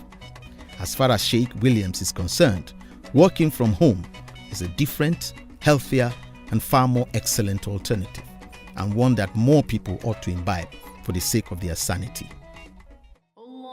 As already mentioned, the motivation behind His Eminence Sheikh Prince Muhammad Mansour Al-Mansur Akinola Olabiyi Bodunrin Williams' decision to establish the first Islamic English Education Foundation Academy is driven by his concern for young people and his desire to shape their destinies and enhance their prospects for a more, as reflected in his lifelong activism in pursuit of socio-economic justice in the society, the maintenance of high moral and technical standards in our educational system, and a genuine commitment to the general good on the part of our leaders and political office holders. By extension, Faif Academy reflects his hopes for the larger Nigerian nation as a whole and his determination to ensure that in the long term, Faif Academy will serve as a catalyst towards the attainment of our collective quest for a just and prosperous nation and for the continued sustenance of our most cherished values as a democratic society driven by an unflinching faith in the power and providence of a faithful, just and merciful God. Alhamdulillah.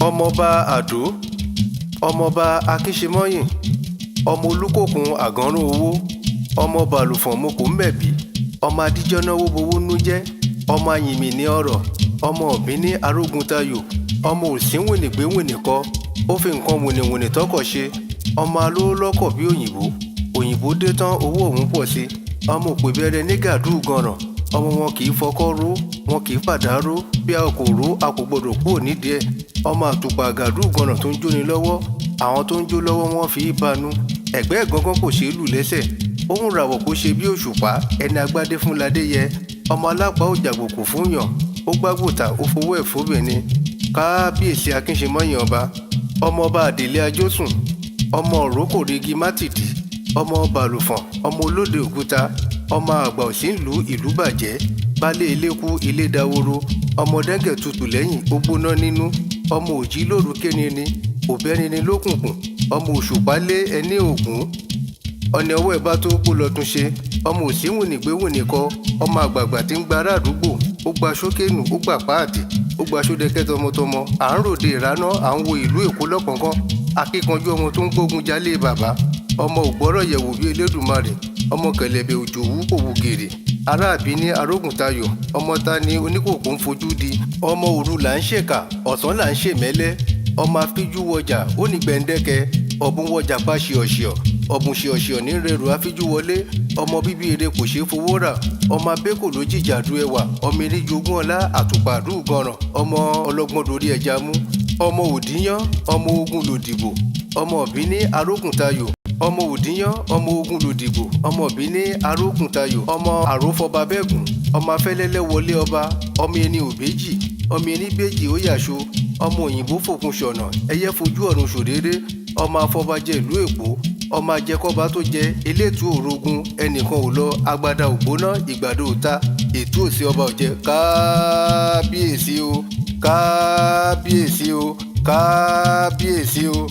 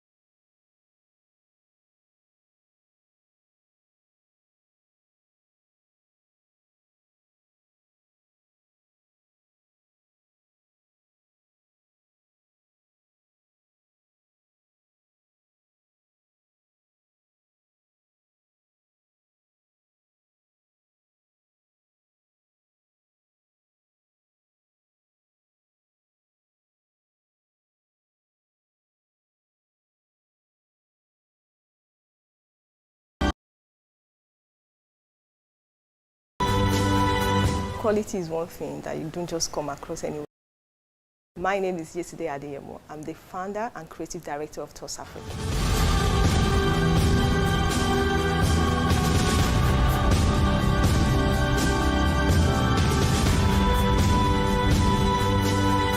Quality is one thing that you don't just come across anywhere, and that's one of our selling points. Our quality, we pride ourselves in quality bags. When I say quality, mark on quality, because quality is not beans. So quality, we pride ourselves in making bags that stand the test of time, bags that you can pass down generations, because we use leather, pure leather.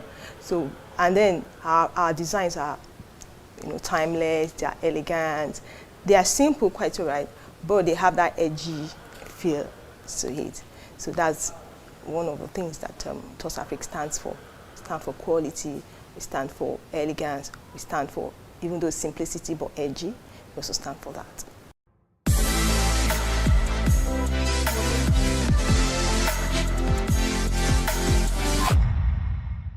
So I and my friend, one day, we found ourselves outside Nigeria, and so we hooked up somewhere in the mall. So we're just doing shopping. Well, we go window plus shopping for leisure. And so one thing jumped at me. We were entering shops from one to the other, and then, the store attendants, they pride themselves in telling us where they are made from. And they would say, this one is made from Europe, this one is made from Asia, this one is made from China. So they would tell us this is made from here. It's just so that they tell us where they are made from and to tell us the, what I would say, the quality, right? And I just said to my friend, wait a second, what is happening here? Isn't there anything made from Africa? At least they could see that we are, people of color. Can't we just say, I just said it, when you just say something out of the blue. And I said, I've always been drawn to bags and shoes. But then I was like, so where are things that are made from Africa? I said, no, sorry, madam, there's nothing made from Africa. I said, oh my goodness, what's happening here? Who is representing us in the international market? And then you are back home, you realize that people are actually buying things that are made from the same Europe. They are not selling our things outside. We are not selling them even locally. So I decided to change the narrative. I said, you know what, let's represent ourselves. Let us put ourselves out there. We can do this. And when we have to start doing it. So that was how the journey started. I started by researching on what we have on the ground. What's our leather industry, what the capacity that we have, and what people are doing. Of course, there are people that started this bag thing before me, right? So I reached out to a couple of them. I asked them questions, what the industry is like, what are your challenges, how I can make impact, right? A difference in the industry, that it doesn't make sense if people are already there. What are the challenges? So I started by getting trained, right? I got trained in the leather handbags making, leather design. I found someone that can train me. He's an elderly man. He's into this for like 20 years. So I got trained for like a year with him. So he was the one that taught me, pattern, how to leather bag constructions, identifying leathers, because identifying leather is something also, because a lot of people don't know the difference. They just know leather is leather and leather is not leather. So he taught me that, identifying leather, and also do a lot of self-study.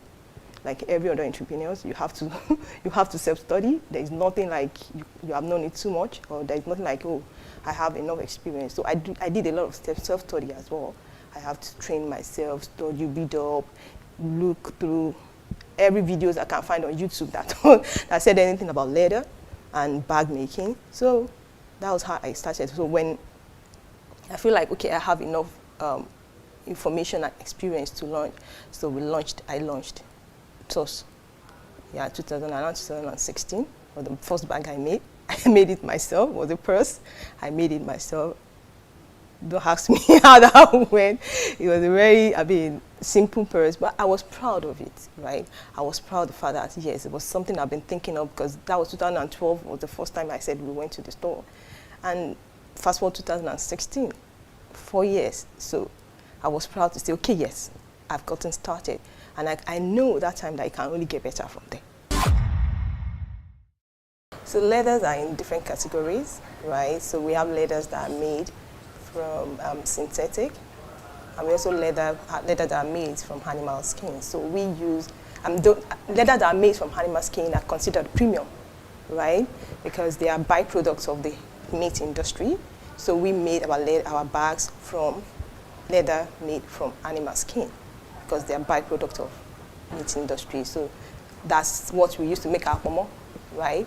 So some goes into pomo and also some goes into making leather because it's durable, and that's one very important advantage of using animal skin. It's breathable, it's durable, and it's been resistant for. I mean, leather is one of the first things that was clothed. I mean, human beings clothed themselves in, if I may say so. And so leather has been from the 16th, 15th century. So leather is what we use to make our bags and our accessories. After the first one, of course, I showed it to family and friends. Look what I made. What did you think? I got feedback, right? And then, so one thing to the other, so when I put the team together, I started from my house, actually, like a small space in my house, a team of myself and one other person. We worked on a few pieces, like 1, 2, 3 bags. Right? So I started by selling one. I remember the first person that bought one from me was a friend of mine. I actually bought it for his girlfriend, I remember that time. And I was super excited because that was the first sale. So that gave me courage. And then a friend of mine from university bought one from me. And then that was how it got started. And yeah, in 1, 2 months, and then we improved to 2, to 3, and then to 4, and then here we are today. The first challenge I faced actually was the skill set. So I started Toss Afrique because I had like a goal in mind.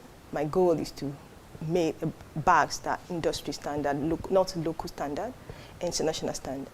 So when you have that kind of goal, you know, it comes to big, huge responsibility and task. So the first challenge I had was people that would buy into that idea, right, with me and say, okay, you know what, yes, this is your idea, this is your dream, then we can do it. So when I started, I realized that, oh, yeah, some people who have started, people that I met that are importing, they've already started, but how were they doing it? I couldn't figure it out on time.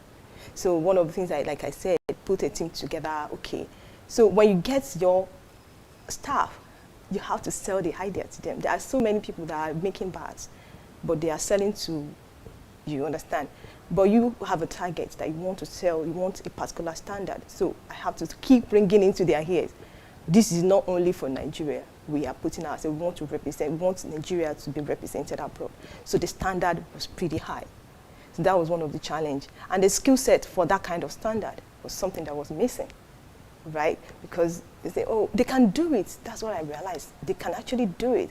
But because there was really, the demand was not so much in that space. So a lot of them, they were fine at a particular level. But you have taken them back to, you know, like, this is the standard. So it became a challenge because it takes more time to get something of good quality, actually. It takes time. And that time is a lot of things that people in that industry don't joke with because they want to do it, they want to get it done, and then move to the next one, which is not going to happen with what I had in mind. So skill set is one of the challenges, if I may answer the question. Skill set, artisans that would do the right thing, what you want, exactly how you wanted it, is one of the challenges that we have. Another challenge that we have in this industry is actually electricity is one of the challenges, power supply. You have power today, you have, you know, so it's one of the challenges that we have. Because production, if you keep stopping your production, when you have target, it's going to affect your business at the end of the day. That's one. And access to good quality leather is one of the challenges that we have. It's a challenge because you have to know what you want, because recognizing good quality leather is actually a skill. If you don't recognize good quality, then your end products, you've missed it, right? All leathers are not born equal, like I used to tell my friends, some of my customers. So you have to also know this quality of leather that can work for my, you know, kind of bag. So those 3 challenges, I think I'll raise them at the first 3. And of course, you have some other challenges like local acceptability in the local market. I realized that Nigerians, we are one, if not one of the most fashion, I mean, sensitive fashion, high fashion taste people. So when people see good quality product, they know it, right? They can say, oh, this is it. So when I start showing them the product, say, are you sure this is made in Nigeria? All they needed to hear is that, give them that quality assurance. I say, yes, we give you quality, this is assurance. Once you give them that assurance, and they can see it, they can see no thread hanging somewhere, no gum, you know, they can feel it, they can touch it, they can feel it. So it takes, you're already like 60% there. And then the fact that it's made locally, we pride ourselves in making locally, and so they buy into that. It's quality, it's good product, you gave me assurance, and it's made locally. I mean, they of course, it's still a journey, right? I wouldn't say, oh, we are there, we have all the markets, no. But what I've seen, I mean, people are warming up to it. I have some of my customers, right? They'll say, oh, Tos, when I travel abroad, I don't bother to buy any bags abroad. That's out of my shopping list. I know I can get something here locally. So that gives us hope with our manufacturers here. It gives us hope that people are, I mean, those are the customers that goes abroad during their summertime and shops abroad. They don't do it anymore because we gave them that assurance. And year after year, they realize that, oh, quality is there. I have had some of my customers that bought our first set of bags, 2006, 2017, and they are still using it now. And another thing that I think I like, that I had to mention, is after-sales service. You don't get that mostly with international brand. After-sales service is something that is missing. So anything can happen. They come back to us. They say, oh, something I just like. So that accessibility is there. That is a local brand. And you can get after-sales service. It's something, it's the USP that a lot of local brands, they are enjoying with us. Because before you ship your bag, if you get it abroad, they even listen to you by the time you brought it here. Before you ship it abroad and get whatever it is that you think is wrong with it fixed, before they ship it back to you, you probably will even pay for shipping, right? Which might even be like the cost of the bag itself. So buying local is something that I think a lot of Nigerians are warming up to. They like it. Of course, we are still there. We are still putting the word out there. We are still telling them, people that are not on board yet, we are still, like getting them to buy into it, but people are really warming up to it, and I'm proud to say that. So social media has been of help, and I also say there is a Lagos Leather Fair that I'm proud to be part of the exhibitors. So people come from everywhere. We attend exhibitions as well, been to 1 or 2 exhibitions, social media, words of mouth, and we are here in one of the biggest stall in Lagos. So I feel like we've done a little bit of job to get the word out there. It's still a work, it doesn't stop. We keep pushing, but we are not where we were 3, 4, 5 years ago, right? So it's a work in progress. We keep pushing. We keep getting the word out. But social media has been a web. Instagram, Facebook, our own website, Leather Fair, being in a good location also. From online, we're online, basically online, and then the store came in, right? It was a growth that took us this 2017, 18, right? Precisely, we came to the mall, 2018. So it wasn't a day like we started from the mall. No, I started from my house, like I said, and then team, and then we're online, selling through Instagram, selling through all our social media channels and referrals.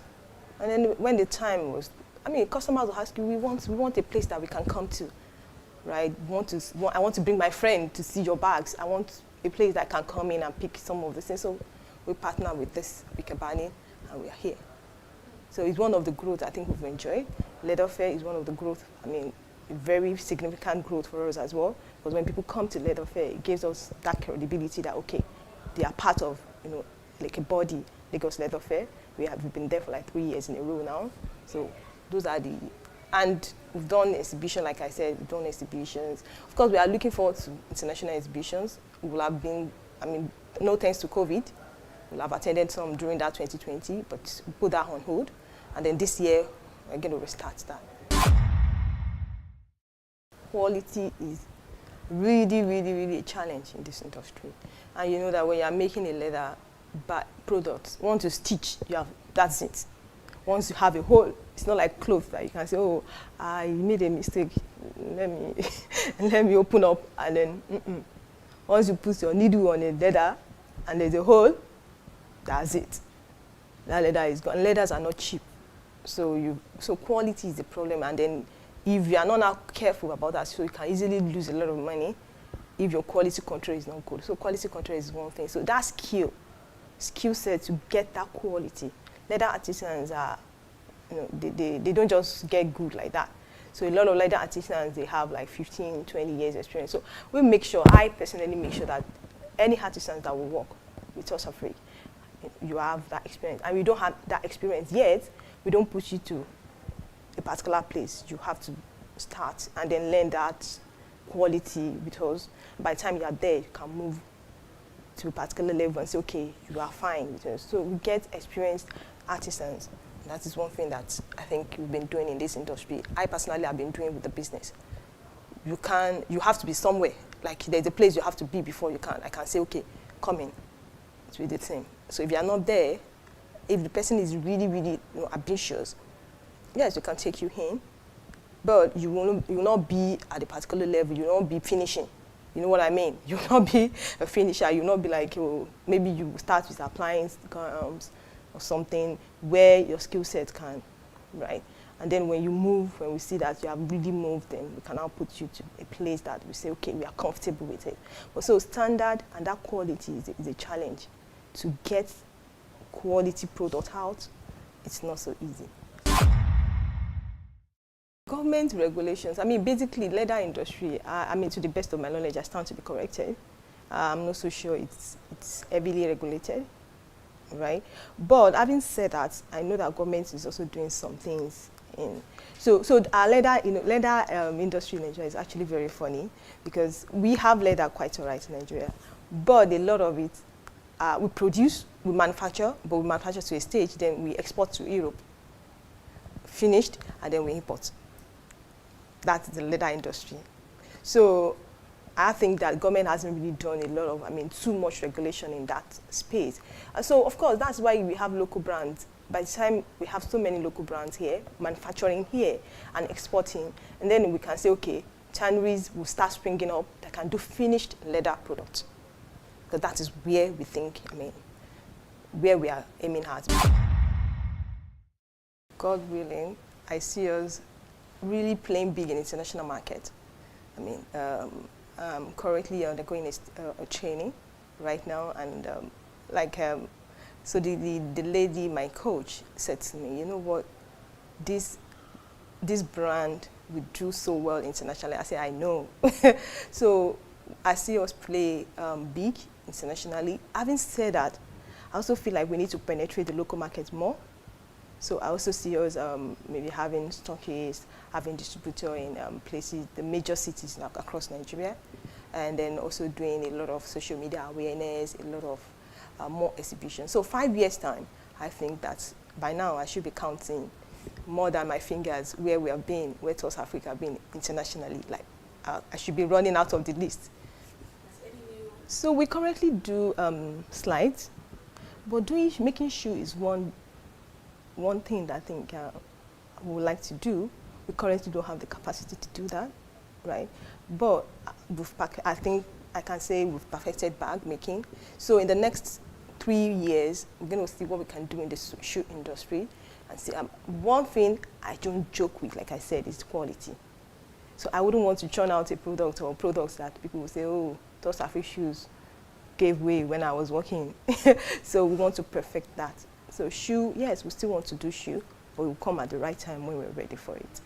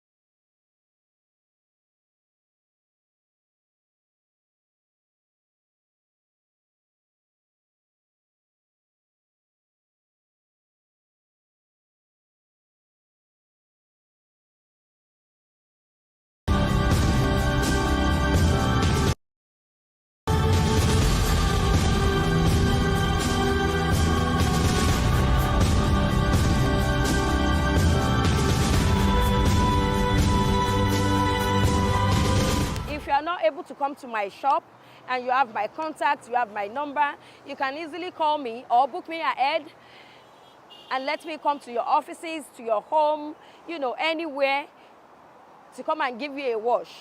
Engine wash, interior detailing, anything that we are doing in my shop on ground, we can as well do in this mobile wash for you.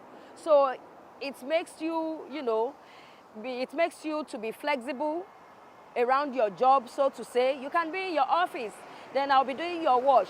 You don't have to get done with the office job and then be thinking, okay, at the end of the day, I have to stop by at the car wash and then get the wash. No, you just call me, be in the comfort of your office, then I'll do the job for you at your comfort.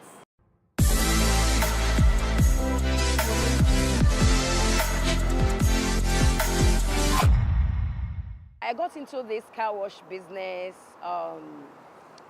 because it was an inspiration from God, and though I had lists of different jobs on ground, but I narrowed it down to car wash.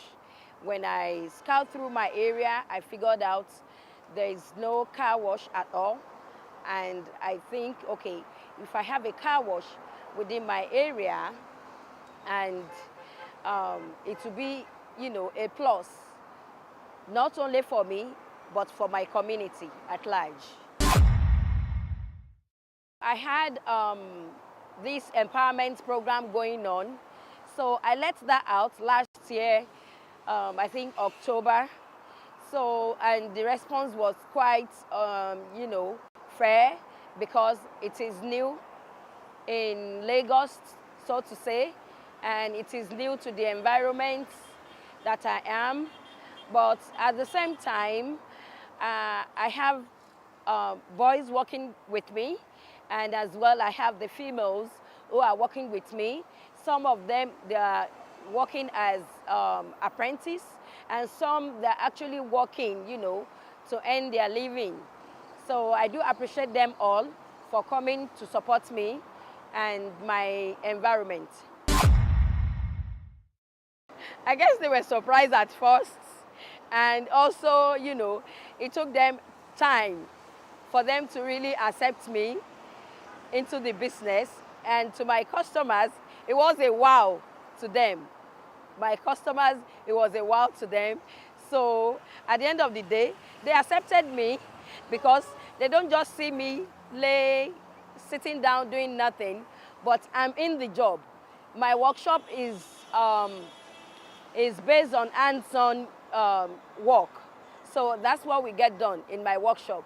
So they don't just see me sitting down, directing, supervising, or, you know, just talking to them, or, you know, being in sales. No, I'm with them, doing the job, getting it done with my bare hands, and they like it. So I am accepted by everyone now. It has been good, it has been awesome, and so far I'm able to put myself together, and with my boys I'm able to negotiate with them with this type of a job that I'm doing, because, you know, to put everybody together to work with you because they are boys is a big challenge. And I took it upon myself not to see it as a challenge, but to encourage them, because I'm in the job, they see me doing it. So I guess it's been God all the way. It's been God, yes, yes. I started the business years back, and I think by now, yeah, 5 years and still counting, and I appreciate God for that. The home service, the home service, the home service. The home service is a wild thing. Initially, when I was in Nigeria, I run a mobile kitchen.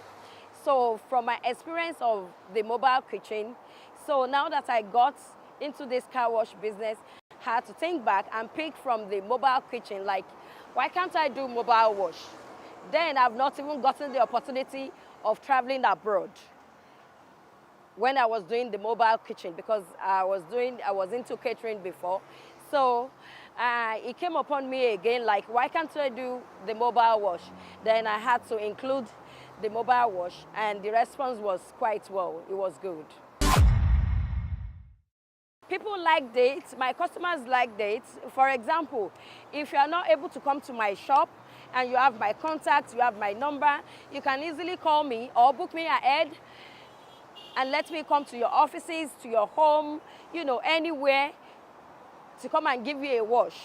We don't only wash. What type of, any type of work, like engine work, engine wash, interior detailing, anything that we are doing in my shop on ground, we can as well do in this mobile wash for you. So it makes you, you know, it makes you to be flexible around your job, so to say. You can be in your office, then I'll be doing your wash.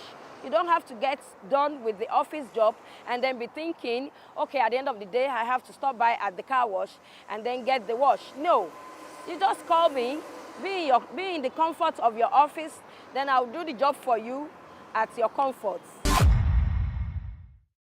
The patronage has been awesome.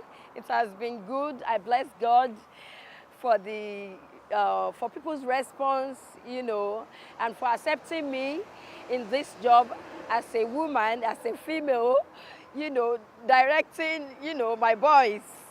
And now I'm having more girls, more female to work with me. So I really thank God. I appreciate God for that. I like it. I joined it because I'm surprised that a woman can do same work that man can do it more better. So I myself choose to be like her. I feel so great when we are doing the job and people are coming our car wash. In fact, the way population are coming our car wash, I didn't see it for another place. That means the woman is really serious woman. So me too, I would like to be like her. I've worked with her like 3 months now, but I've learned a lot. I'm still happy because I like the way I'm doing like men, because men do this work, but now I can see that women can do it better, and it brings more customers in our company. That's why I like to do the job, join the job too. After leaving this place, I first of all see myself healthy, because after doing the job, it used to ginger me. My body would be hurting me to do more powerful work like before. Before, I didn't believe that a woman can do this kind of job. But now that I'm entering into it, I know that I can do it. I will still go home and do another thing. After living here, my plan is when I leave here, I'll go and start my own and be doing according to our own formal shop here. My advice to other women who want to go into this job is they should be focused. They should be, you know, they should think outside the box of what they can do. And, you know, not only that, do your visibility study well so that what you can do, wherever you want to get it done, you have to understand the vicinity, know what I can do is what they need in that environment that you wanted to set up the business. And, you know, never back down. Whatever you set your mind to do, please, young ladies, young women, I implore you to just be strong, be yourself, be you, and get it done. Start from somewhere, and at the end of the day, you'll see it growing gradually, little by little, you know. If you have to travel abroad to go and get experience, that's okay. But still come back to your country, and let us build the country together. So that's my advice for the young women coming up who wants to join me in this car wash business.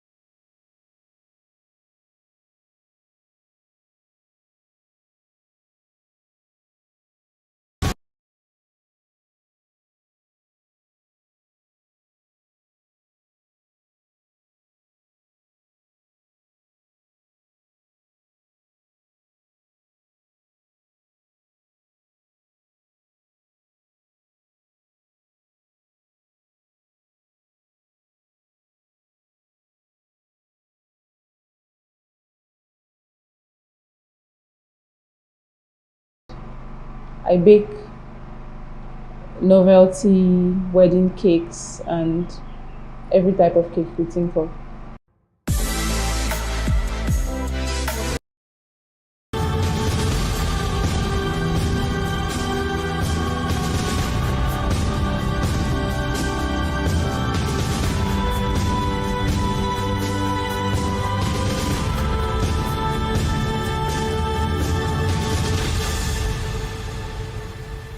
My name is Barbara Ndubu.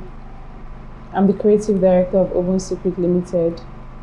I bake novelty wedding cakes and every type of cake you think of.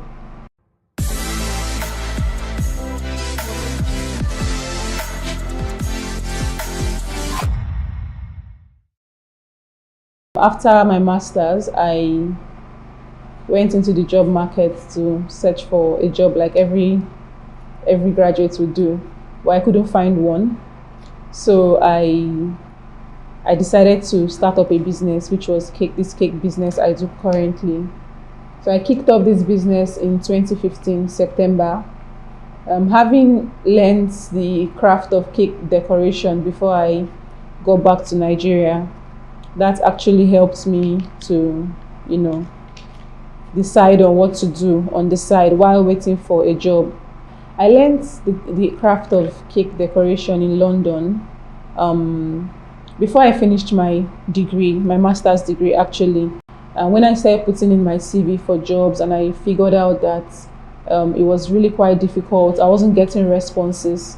So before I completed my course, I looked out on the internet, I checked websites, and I looked for places where they taught the act of cake decoration, and then I found one in Greenwich, London, which is called Fair Cake. So that was where I went and then learned the craft for 2 weeks. And then the plan was actually just to learn how to bake. It wasn't at that point, I didn't learn that craft because my mind was not in starting up a business. My mind was getting a job, a white-collar job like every other person, But then when it now became so difficult for me to get one, I decided to start this little skill I learned on the side as a business. So I baked for family and friends, and then from there, customers started coming in asking for cake orders. The customer tells us what they want. Depends on who they are ordering the cake for, what the person likes, the football club the person likes, or the person is into fashion, the person is into oil and gas, and then they make their choice and tell you, okay, I want something that has to do with my job. So it's left for us to think out or to think about what is going to fit the customer's specifications they have given us. And then when we do that, we go back to the drawing board and start trying to figure out how we're going to arrive at what the customer wants.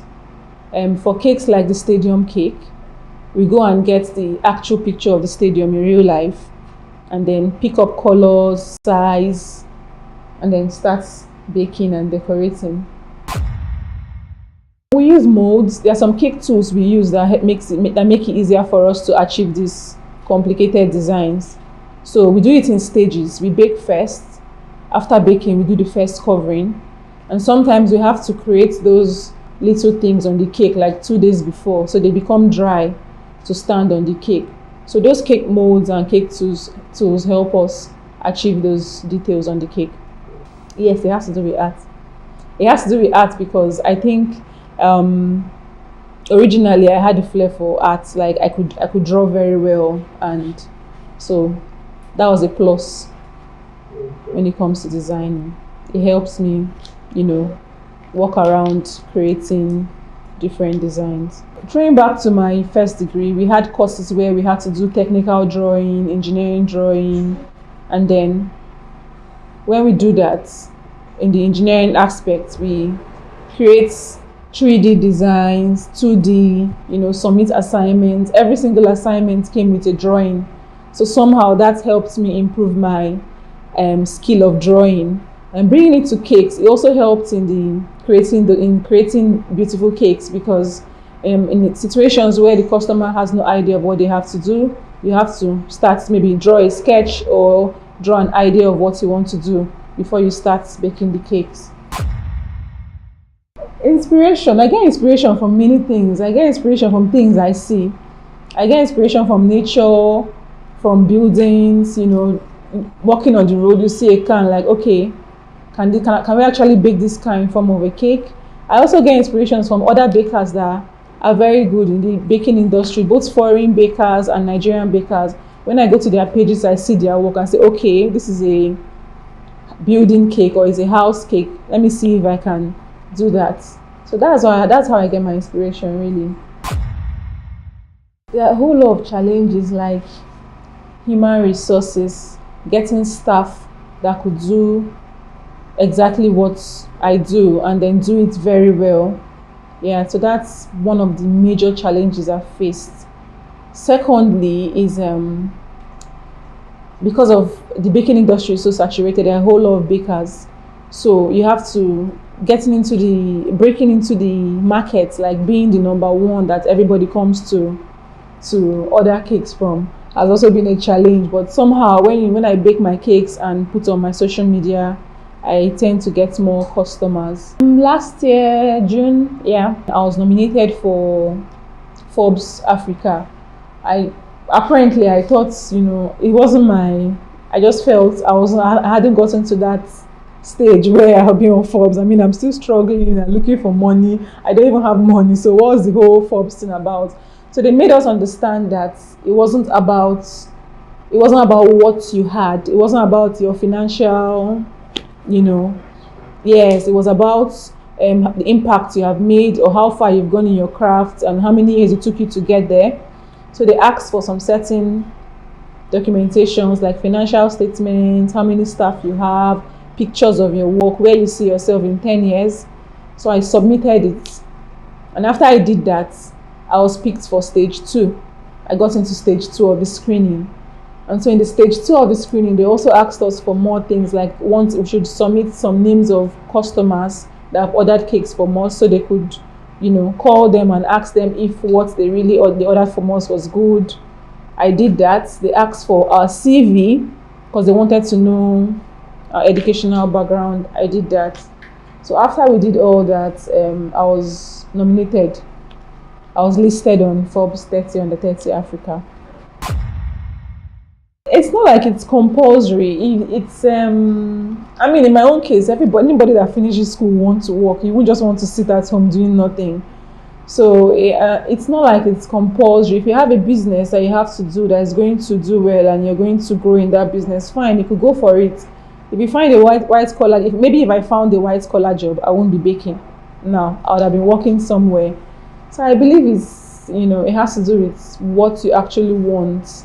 But then the most important thing is not settling or not giving up. Like, okay, I can't find a job, fine. You go into the room or stay in your space and get depressed or get frustrated. You have to keep trying out new things. If this doesn't work, you know, you try this until you find something that works out for you. Yeah, presently every celebration has, I mean, if there's no cake in a party, it's like there's something missing. House opening, people want cakes. Baby dedication, people want cake. You know, birthday parties, even banks order cakes for their customers and for their staff. So the demand for cake is really high. That's actually what is helping us, you get. And then people are going past these basic cake designs. You know, someone wants to order a construction cake, a stadium cake, a house cake. You know, people are moving past that simple round cake that used to be in vogue in the past. So that's actually helping us, you know, get money. I am part of them, but I'm not the only one, because other bakers are also, there's a lot of competition out there. When you think you've done something outstanding, the next thing you see somebody else do something, you know, very creative. So there are a whole lot of bakers bringing out this new trend in the industry. Now, every day we grow, yeah. So there's always something bigger than where you are, and you get even, I mean, big established entrepreneurs are still going far and, you know, improving and expanding their business. Well, I'm still growing. I'm still a small business. I see myself as a small business owner because there are a lot of things that have to come into play. Expansion, moving to a bigger place, accommodating people that you can train and all that. So I just think the growth is constant. In the beginning, it was rough. It wasn't so much. You understand? The struggle was, I wasn't even based in Lagos. I was based in Port Harcourt. That was where I started my cake business. But somehow, it wasn't moving for me in Port Harcourt, and I was still living with my parents. And then I was getting more cake orders from Lagos while I was in Port Harcourt. However, customers refused to accept that, okay, can I send your cake from Port Harcourt to Lagos? So I said to myself, what's the point of staying in Port Harcourt when I have people in Lagos waiting for me, asking for cake? And then so I relocated in 2016 to Lagos. And since I came to Lagos, it's been very, the amount of customers I get has greatly increased. Year after year, the more I improve myself, the more people get fascinated about my work, the more they order the cakes. And then also referrals as well. When I bake cake for this customer, people attend the birthday parties, and then next thing, they take my contact details from my cake and call for more cakes. Okay, this right here is part of an achievement. I mean, not everyone gets to have people walk into their, bakery to get interviewed. I've also been featured on some newspaper publications. I've been featured on Forbes. I made it to the Forbes 30 under 30 Africa list. I've been, recognized by Nigerian Bakers Association. So that's about it. My projection.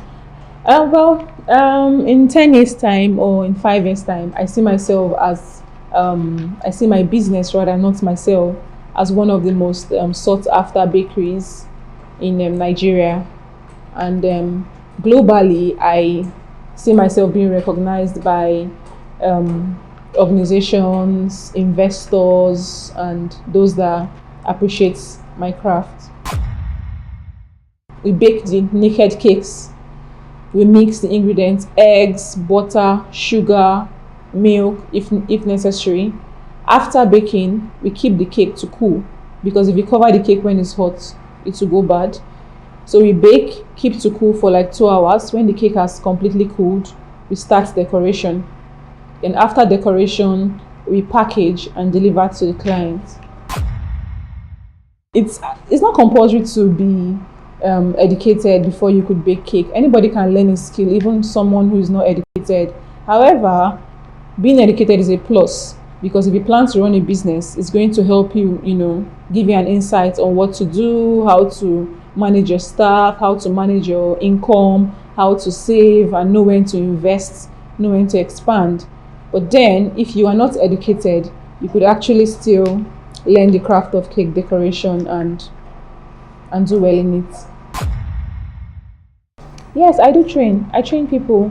I train students, both online and on site, like hands-on trainings. I have people who come for private trainings. I have other bakers in other states who also invite me to their own facility, and then I train students on how to bake cakes. It's been amazing. I mean, I've had a couple of, I've trained at least 300 students so far since I started this business.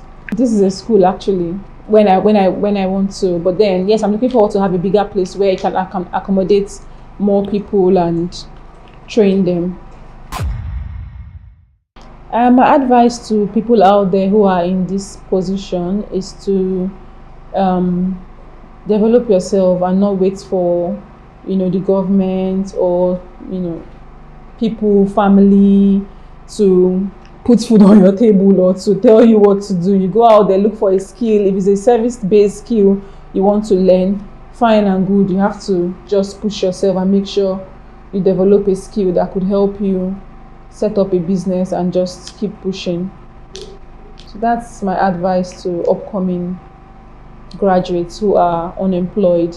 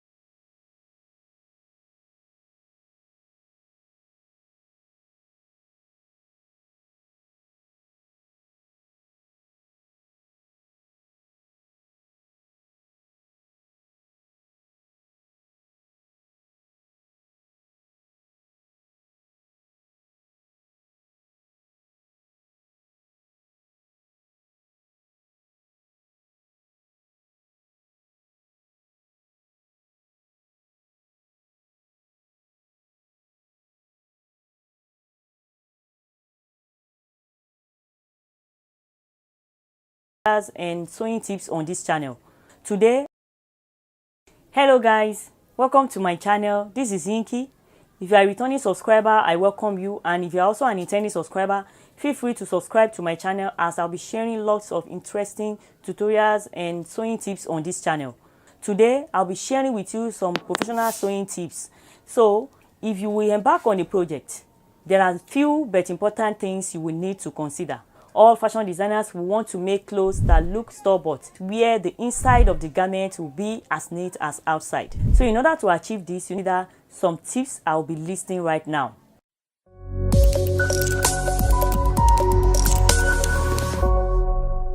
You are welcome back.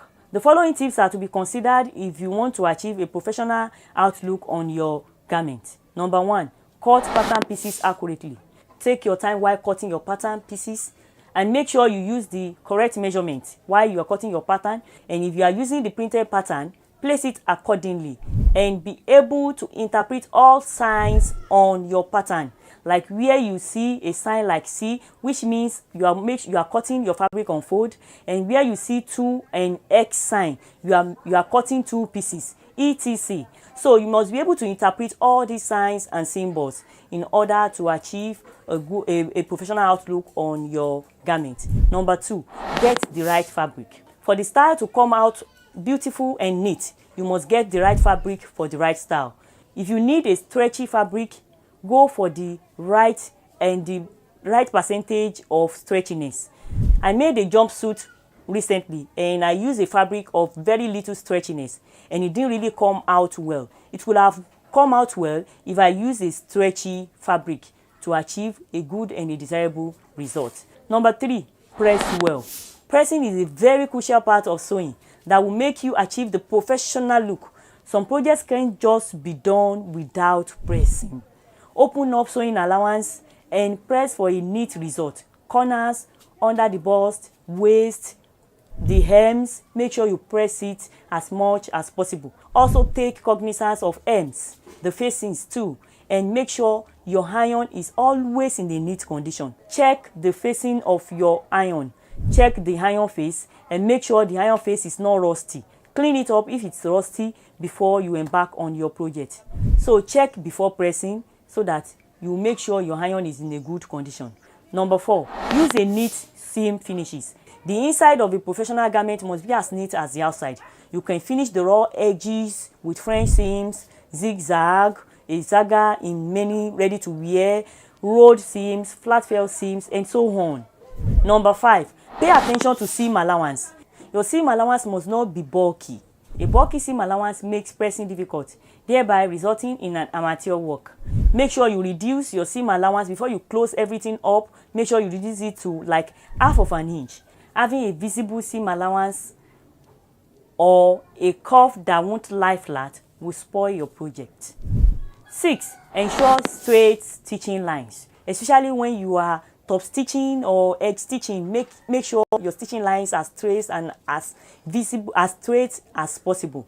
Avoid wavy and uneven stitches. Number 7, use the right needle and machine settings. Make sure you set your machine well before you start your project. Some needle can just mount thick fabric. So if you are dealing with a thick fabric, go for a needle that will be able to mount a thick fabric. And it can be frustrating when the thread is cutting anyhow in the middle of a project. So make sure things are put in place before you start your project. Test your machine on a scrap piece of project before embarking on it.